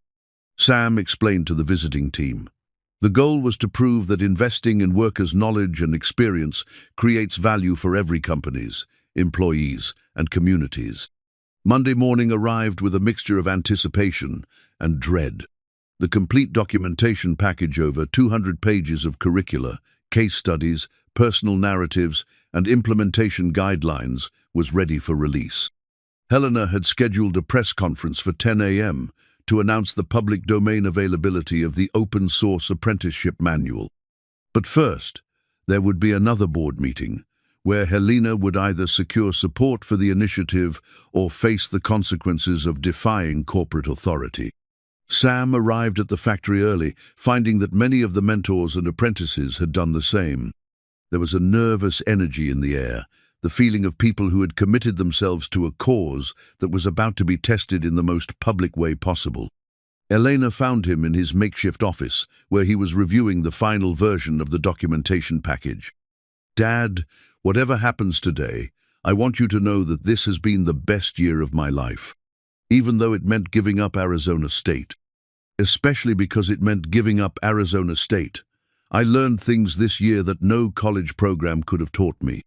I learned that individual success doesn't mean much unless it's connected to something larger than yourself." At 9:30 a.m., Helena called Sam to her office for what might be their final conversation as colleagues. The board meeting was scheduled for 10 a.m., immediately followed by the press conference that would either validate their approach or mark the end of their careers at Phoenix Motors. "Are you ready for this?" Helena asked. Sam looked down at the factory floor, where Jerry Williamson was explaining precision measurement techniques to Carlos Mendoza, where Marcus Williams and Elena were troubleshooting a hydraulic problem together, where dozens of other mentor-apprentice pairs were continuing to learn from each other despite the uncertainty surrounding their future. "I'm ready," Sam said. "Whatever happens next, we've already proven that the program works. We've already shown that people matter more than profit margins. Even if we both lose our jobs. Especially if we both lose our jobs, because that will prove we chose principles over self-interest, which is exactly the example these apprentices and mentors deserve." Helena smiled for the first time in days. "Sam Rodriguez, you are either the most idealistic man I've ever met or the most practical. I'm not sure which. Maybe both. Maybe that's what it takes to change how companies think about their workers." At 9:45 a.m., Helena gathered her papers and prepared to face the board of directors. In 15 minutes, she would either convince them that making the apprenticeship program public domain was a brilliant strategic move, or she would be terminated for insubordination and breach of fiduciary duty. Either way, the next hour would determine not just the future of Phoenix Motors' apprenticeship program, but the future of everyone who had believed that knowledge and experience were too valuable to be hoarded for competitive advantage. The Workers' Union Charter lay on Helena's desk like a manifesto, its simple principles about dignity and opportunity representing everything they had worked to achieve. In a few minutes, those principles would either be vindicated by corporate leadership or proven incompatible with the realities of modern business. Sam Rodriguez, who had started this journey as an invisible night shift mechanic trying to pay for his daughter's college education, was about to discover whether idealism and pragmatism could coexist in the boardrooms where America's economic future was decided. The Phoenix Motors boardroom had never seen anything like the presentation that began at 10 a.m. on that Monday morning. Helena Price stood at the head of the polished mahogany table, facing 12 directors whose expressions ranged from skeptical to openly hostile. Behind her, a projection screen displayed the first page of the open-source apprenticeship manual, 200 pages of carefully documented knowledge that represented 6 months of unprecedented collaboration between workers and management. "Ladies and gentlemen," Helena began, her voice steady despite the career-ending stakes, "what you're about to see challenges everything we thought we knew about competitive advantage in modern manufacturing." Board Chairman Robert Hart Wellno, relation to the consulting firm that had recommended terminating the apprenticeship program, leaned forward with barely contained irritation. "Price, we're here to discuss your unauthorized decision to compromise proprietary training methodologies that could have generated significant licensing revenue. I hope you have a compelling explanation." "I do," Helena clicked to the next slide, which showed productivity metrics from Building C. The apprenticeship program has generated quantifiable benefits that exceed our most optimistic projections. But more importantly, it has created something that can't be bought, sold, or replicated through conventional means, a culture of knowledge sharing that transforms how companies think about their most valuable assets. Director Margaret Chen, who oversaw human resources across Phoenix Motors facilities, raised her hand. Ms. Price, the Heartfelt efficiency report clearly demonstrated that the apprenticeship program's costs outweigh its benefits. Why should we continue investing in an initiative that drains resources without providing adequate returns? Helena had been preparing for this question all weekend. Because the Heartfelt report measured the wrong things. They calculated direct costs against immediate savings, but they ignored the value of institutional knowledge, preservation, workforce retention, and innovation capacity. She clicked to a new slide showing comparative data from companies that had implemented similar programs. Midwest Manufacturing implemented a pilot version of our methodology 3 weeks ago. They've already identified 50 in potential savings that their engineering team had missed. Precision Industries is documenting a 15% reduction in training time for new employees. Atlantic Motors has eliminated 2 recurring production problems that had been costing them $30 monthly. Director James Morrison, representing the pension fund that was Phoenix Motors' largest institutional investor, spoke next. These are impressive numbers, but they're also irrelevant if we're selling the company. The acquisition offers on the table would provide immediate returns to shareholders rather than speculative long-term benefits. Which brings me to the most important point, Helena said, advancing to a slide that showed acquisition valuations. Making the apprenticeship methodology public domain hasn't reduced Phoenix Motors' value to legitimate buyers. It has reduced our attractiveness to asset strippers who were only interested in acquiring our intellectual property for competitive advantage. She clicked to the next slide, revealing updated acquisition offers. 2 of the 3 potential buyers have maintained their original offers, recognizing that our value lies in operational excellence rather than proprietary training systems. The 3rd buyer, the one planning immediate workforce reductions, has withdrawn their offer entirely. Murmurs around the boardroom suggested this was news to some directors. Helena pressed her advantage. We now have serious offers from 2 companies that want to preserve our workforce and expand our apprenticeship program to their other facilities. Instead of selling our knowledge to the highest bidder, we've created a situation where buyers compete on their commitment to worker development. Director Patricia Walsh, who had been quiet throughout the presentation, finally spoke. Ms. Price, this is all very idealistic, but what about fiduciary responsibility? You've essentially given away intellectual property that belonged to shareholders. I've ensured that intellectual property serves its highest purpose, creating value for workers, companies, and communities rather than generating licensing fees for a single corporation.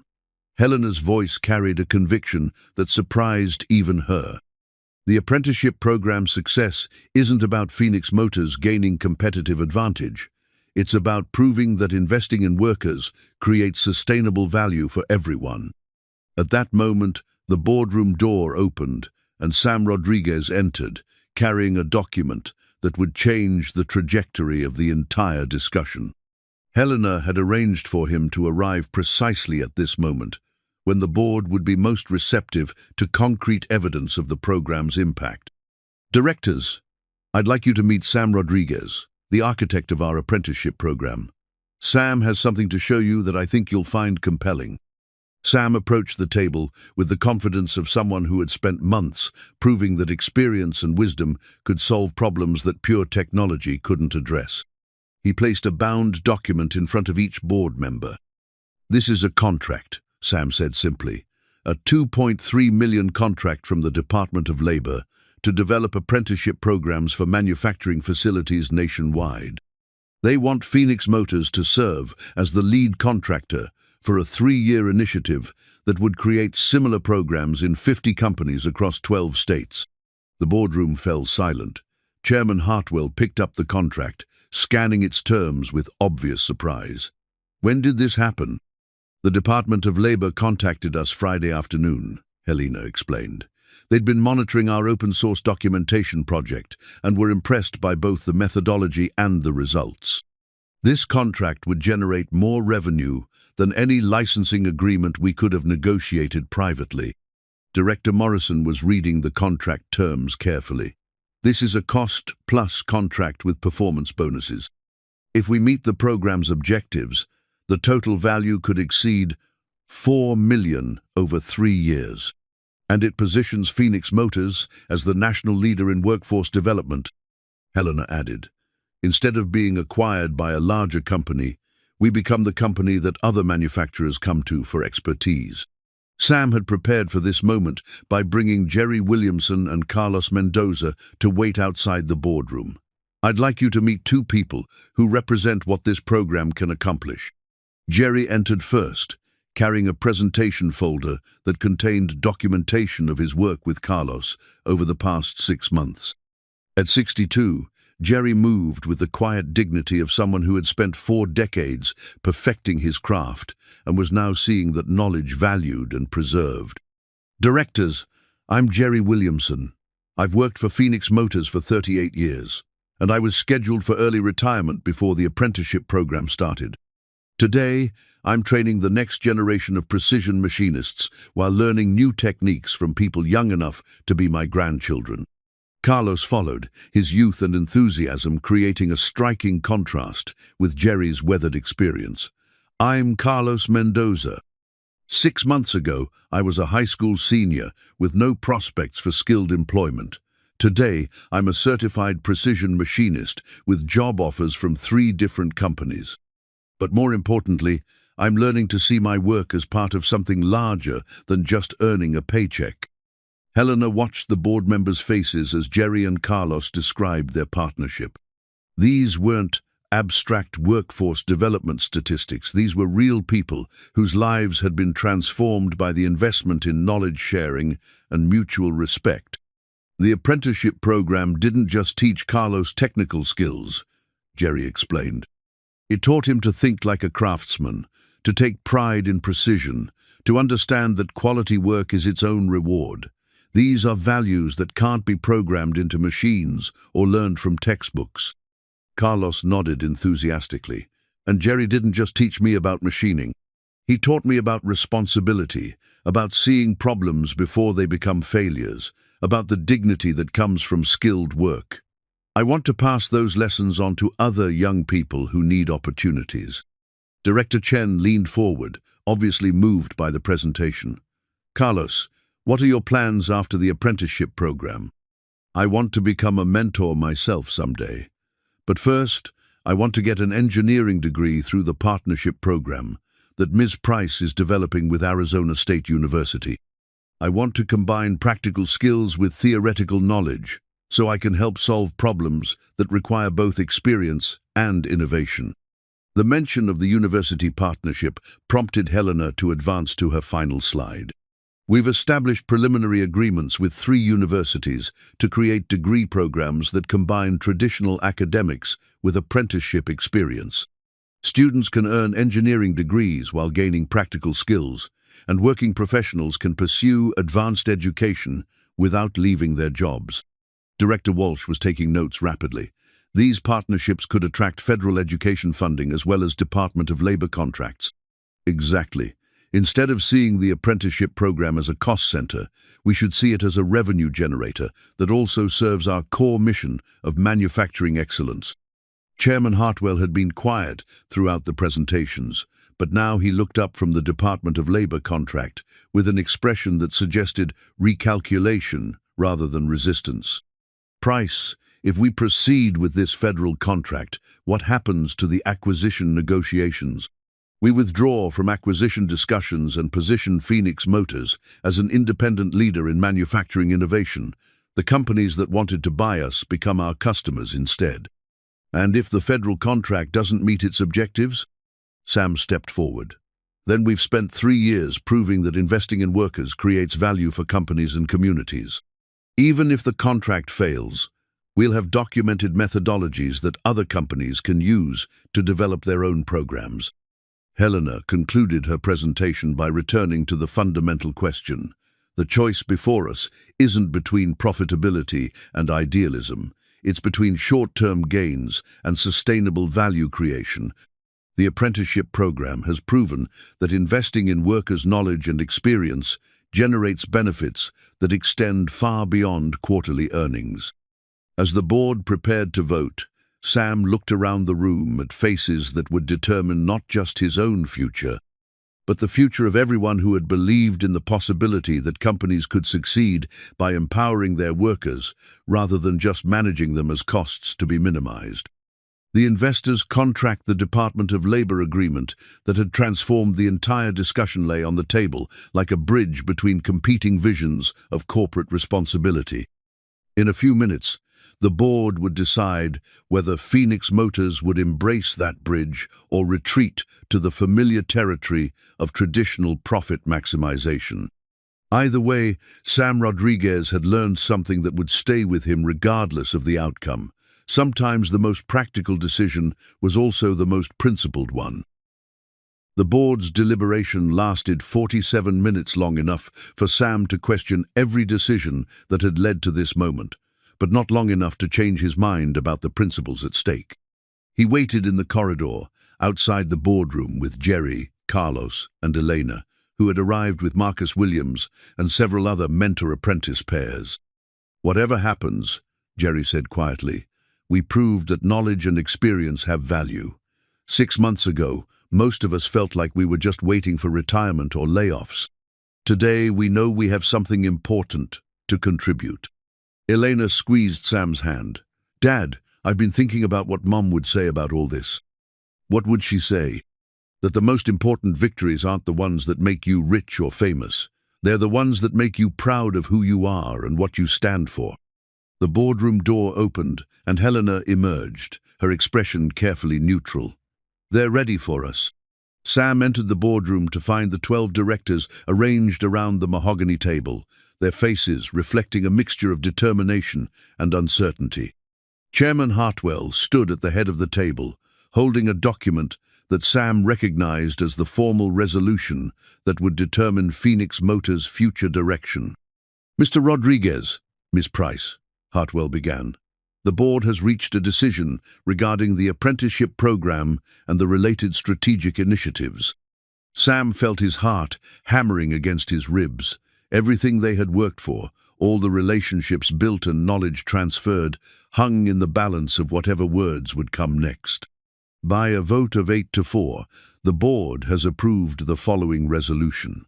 Phoenix Motors will accept the Department of Labor contract to develop nationwide apprenticeship programs. We will establish a new division dedicated to workforce development, with Helena Price as Vice President of Innovation and Sam Rodriguez as Director of Apprenticeship Programs. The words took a moment to register. Sam looked at Helena, who was smiling for the first time in weeks. "Furthermore," Heartfelt continued, "the board has voted to withdraw from acquisition negotiations and pursue independent growth based on our apprenticeship program's success. We will establish university partnerships for degree programs that combine practical and theoretical education, and we will continue to make our apprenticeship methodologies available as open-source resources." Director Chen stood up. "Mr. Rodriguez, I want to personally apologize for the board's initial skepticism. What you've accomplished here challenges everything we thought we knew about workforce development. The apprenticeship program isn't just good for workers, it's good for business." "There are conditions," Heartfelt added, his tone becoming more serious. "The Department of Labor contract includes performance metrics that must be met. If the program doesn't achieve its objectives within 2 years, both of you will be held accountable." "We understand," Helena replied. "We're prepared to be judged by results." "There's one more thing," Director Morrison said, pulling out another document. "The board has approved funding for a new training facility, a 15,000-square-foot space that will serve as the national headquarters for apprenticeship program development." It will include workshops, classrooms, and documentation centers where mentor-apprentice pairs from around the country can come to learn and share knowledge. Sam stared at the architectural plans Morrison placed on the table. The facility was larger and more sophisticated than anything he had imagined possible. "This is incredible." "This is necessary," Hartwell corrected. "If Phoenix Motors is going to be the national leader in apprenticeship programs, we need infrastructure that matches our ambitions." As the board meeting concluded, Sam found himself holding an employment contract that reflected his transformation from invisible night shift mechanic to nationally recognized workforce development expert.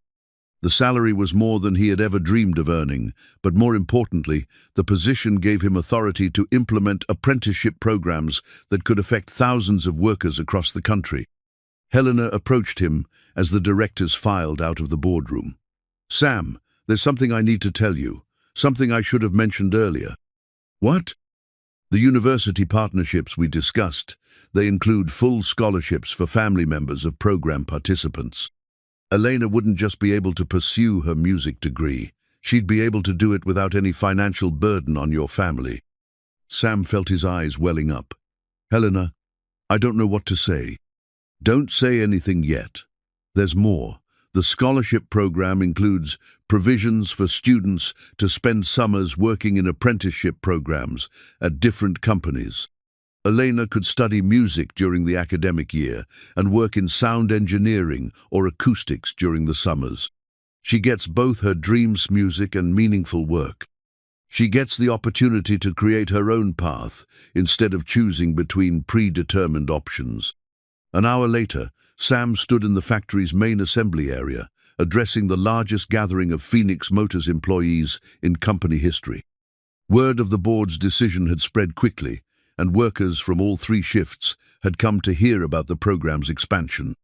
"6 months ago," Sam began, "most of us thought the apprenticeship program was just about preserving jobs for older workers and creating opportunities for young people. Today, we learned that it's about something much bigger." He looked out at faces that reflected every demographic in Phoenix: older workers who had feared obsolescence, young people who had thought skilled careers were beyond their reach, immigrants who had struggled to find opportunities to use their talents, women who had been excluded from traditionally male-dominated trades. "The Department of Labor contract means that what we've built here will be replicated in companies across the country.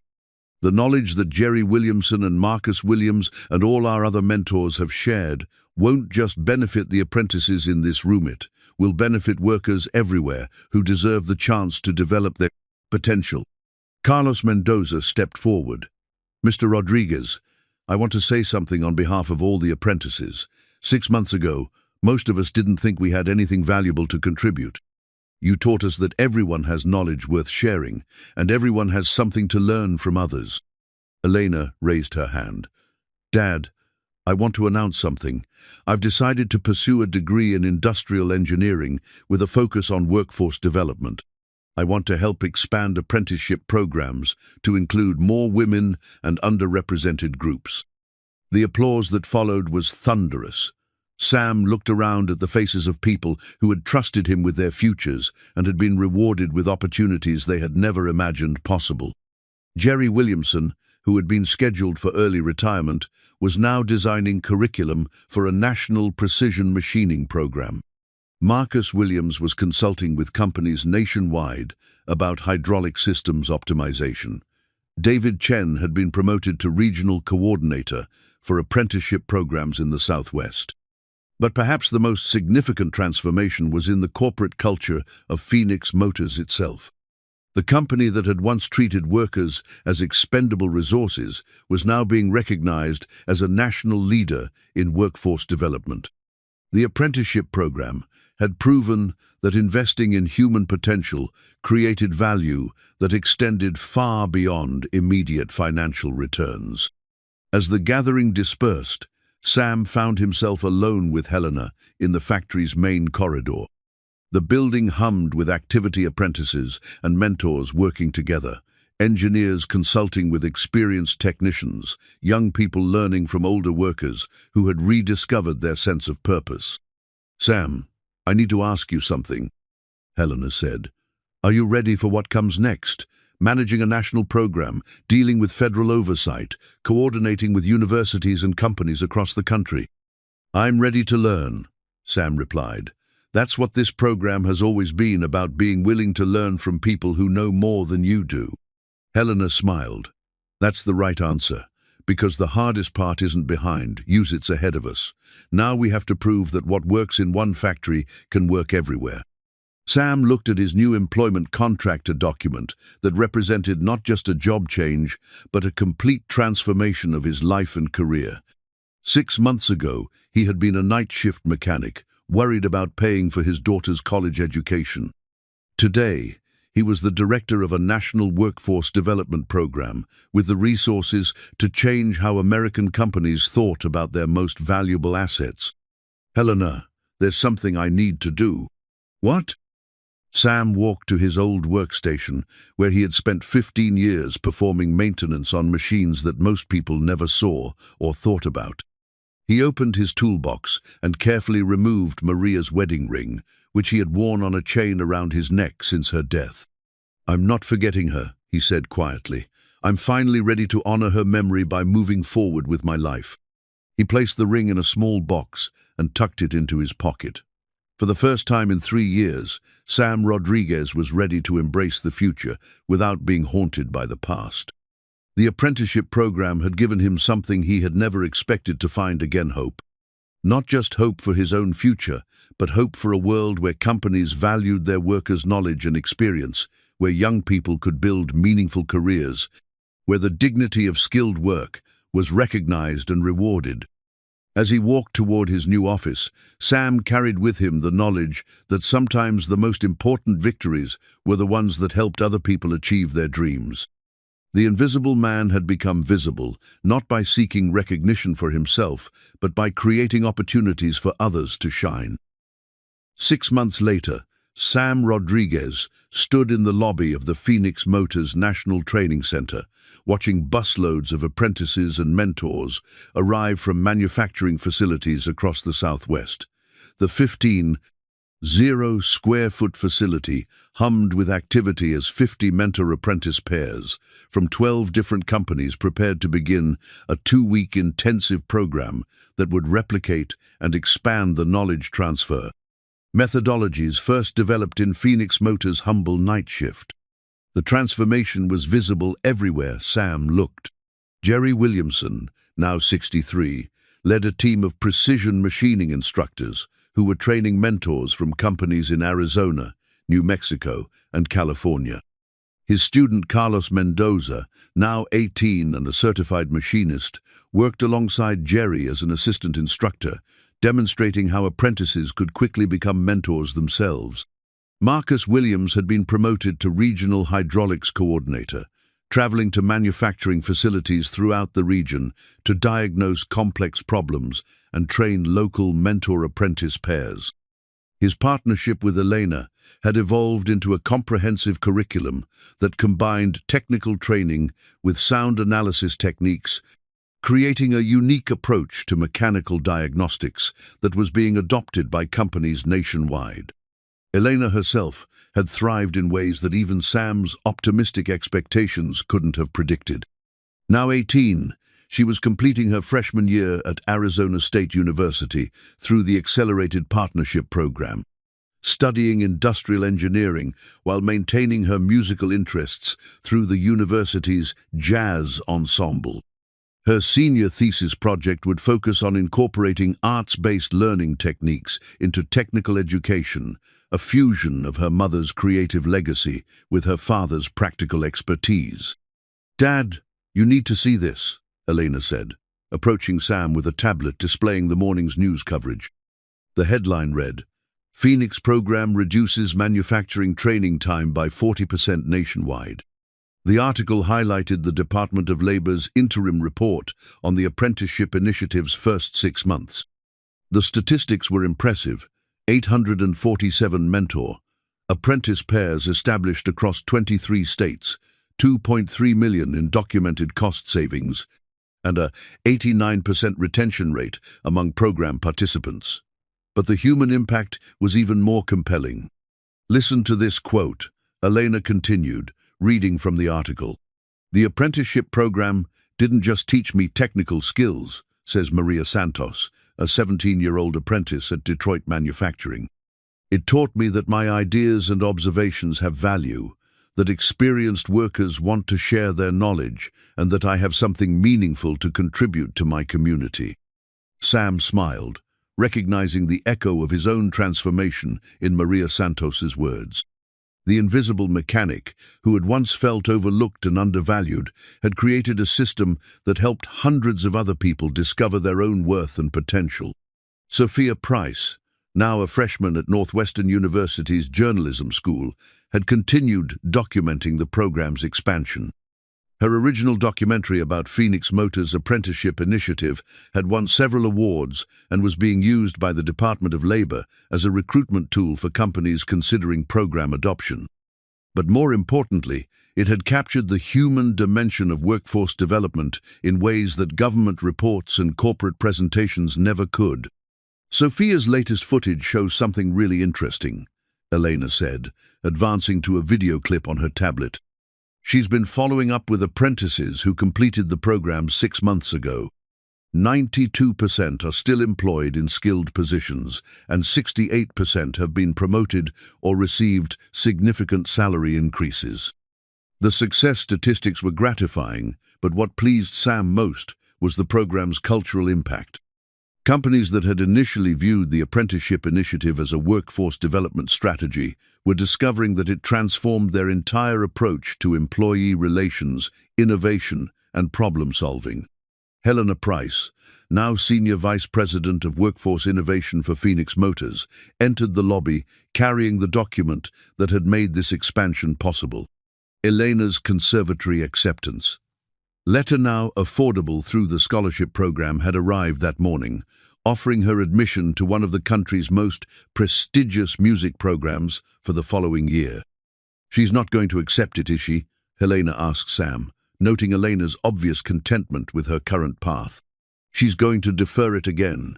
She says she wants to complete her engineering degree first, then maybe pursue graduate study that combines music and industrial design." Smart choice. Elena's developing expertise that doesn't exist anywhere else, the intersection of creative problem-solving and technical innovation. Helena's own transformation had been as dramatic as anyone's.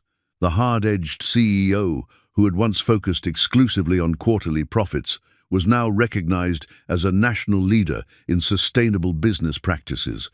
Her approach to workforce development had attracted attention from business schools, government agencies, and international corporations seeking to replicate Phoenix Motors' success. "Have you seen the latest acquisition interest?" Helena asked, showing Sam a formal inquiry from a European manufacturing consortium. "Let me guess they want to buy our apprenticeship program expertise. They want to license our methodologies for implementation in their facilities across 15 countries. The initial contract would be worth $12 million over 3 years. Sam studied the proposal, noting how different it was from the acquisition offers they had faced a year earlier. Instead of buying Phoenix Motors to control their intellectual property, international companies wanted to pay for access to knowledge that remained in the public domain. "What did you tell them?" "That our methodologies are freely available to anyone who wants to implement them. But if they want consulting services, training support, and customized curriculum development, we're happy to provide that for appropriate compensation." This was the sustainable model they had hoped to achieve, making knowledge freely available while generating revenue from expertise and implementation support. Phoenix Motors had become profitable not by hoarding intellectual property, but by sharing it generously and helping others adapt it to their specific needs. As the afternoon training sessions began, Sam walked through the facility's workshops and classrooms, observing mentor-apprentice pairs from a dozen different companies learning to work together. The scene was both familiar and extraordinary. Experienced workers, patiently sharing knowledge with younger colleagues, creating relationships that would benefit both individuals and companies for years to come. In the precision machining workshop, A 58-year-old mentor from Seattle was showing a 19-year-old apprentice from Portland how to read the subtle vibrations that indicated tool wear. In the hydraulics lab, a grandmother from Tucson was teaching two college students from Phoenix how to diagnose system problems by sound analysis. In the electronics classroom, a retired Air Force technician was demonstrating circuit troubleshooting techniques to a group of recent high school graduates. The diversity was remarkable. Gender, ethnicity, educational background, and life experience all blended together in service of knowledge transfer and mutual learning. The apprenticeship program had evolved far beyond Sam's original vision of preserving institutional knowledge. It had become a celebration of human potential and a demonstration that investing in people created value that couldn't be measured solely in financial terms. That evening, Sam and Elena joined Helena and Sophia for dinner at a restaurant overlooking the Phoenix skyline. The conversation naturally turned to the program's future and the challenges of sustainable growth. The Department of Labor wants to expand to 50 states within 2 years, Helena said.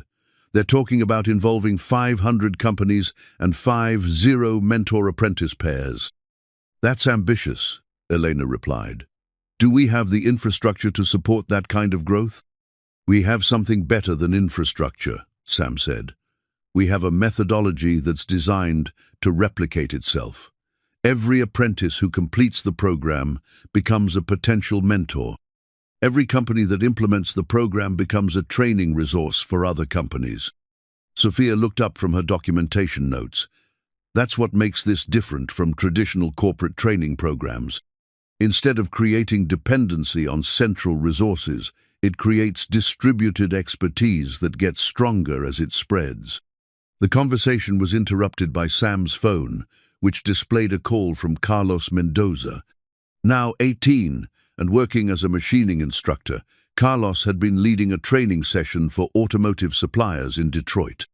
Mr. Rodriguez, you're not going to believe this, Carlos said, his voice filled with excitement.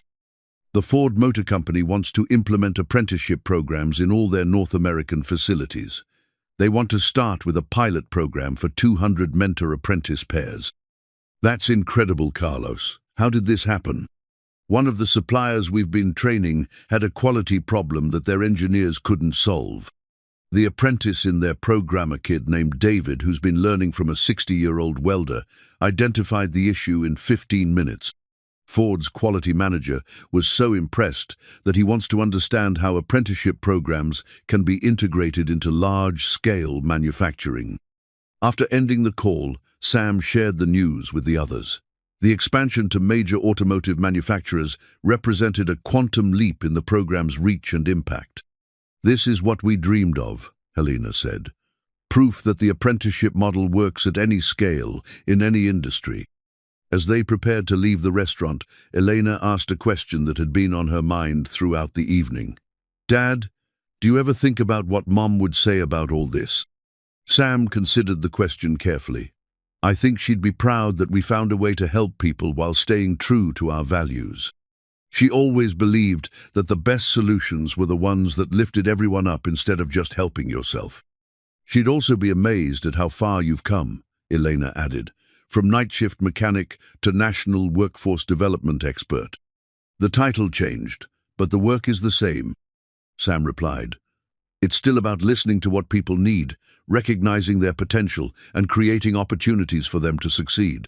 6 months later, on a crisp spring morning, Sam stood before the largest audience of his life, 500 business leaders, government officials, and workforce development experts gathered for the National Manufacturing Summit in Washington, D.C.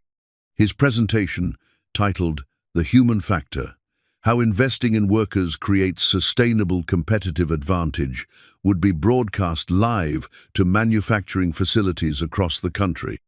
The statistics he presented were impressive. The apprenticeship program had expanded to 47 states, involved 312 companies, and trained over 30 mentor-apprentice pairs. Participating companies reported average productivity improvements of 23%, reduced training costs of 31%, and employee retention rates that exceeded industry averages by 40%. But Sam concluded his presentation with the story that mattered most to him, the transformation of individuals who had discovered their own worth and potential through the simple act of sharing knowledge across generations. The apprenticeship program works, he said to the assembled audience, not because it's a sophisticated training methodology, but because it's based on a simple truth. Every person has something valuable to teach, and every person has something important to learn. When we create systems that honor both sides of that equation, we unlock human potential that benefits everyone. As the audience rose in sustained applause, Sam caught sight of Elena in the front row, now 19, and serving as a student ambassador for the program. Beside her sat Jerry Williamson, 64, and still training precision machinists, and Carlos Mendoza, 19, and already supervising his own apprentices. The invisible mechanic had become visible by making others visible. The man who had once worried about paying for his daughter's college education had created a system that provided opportunities for thousands of young people. The widower who had been afraid to move forward with his life had built something that honored his wife's memory while embracing the future. As Sam left the podium, he carried with him the knowledge that the most important transformations weren't the ones that changed your title or salary.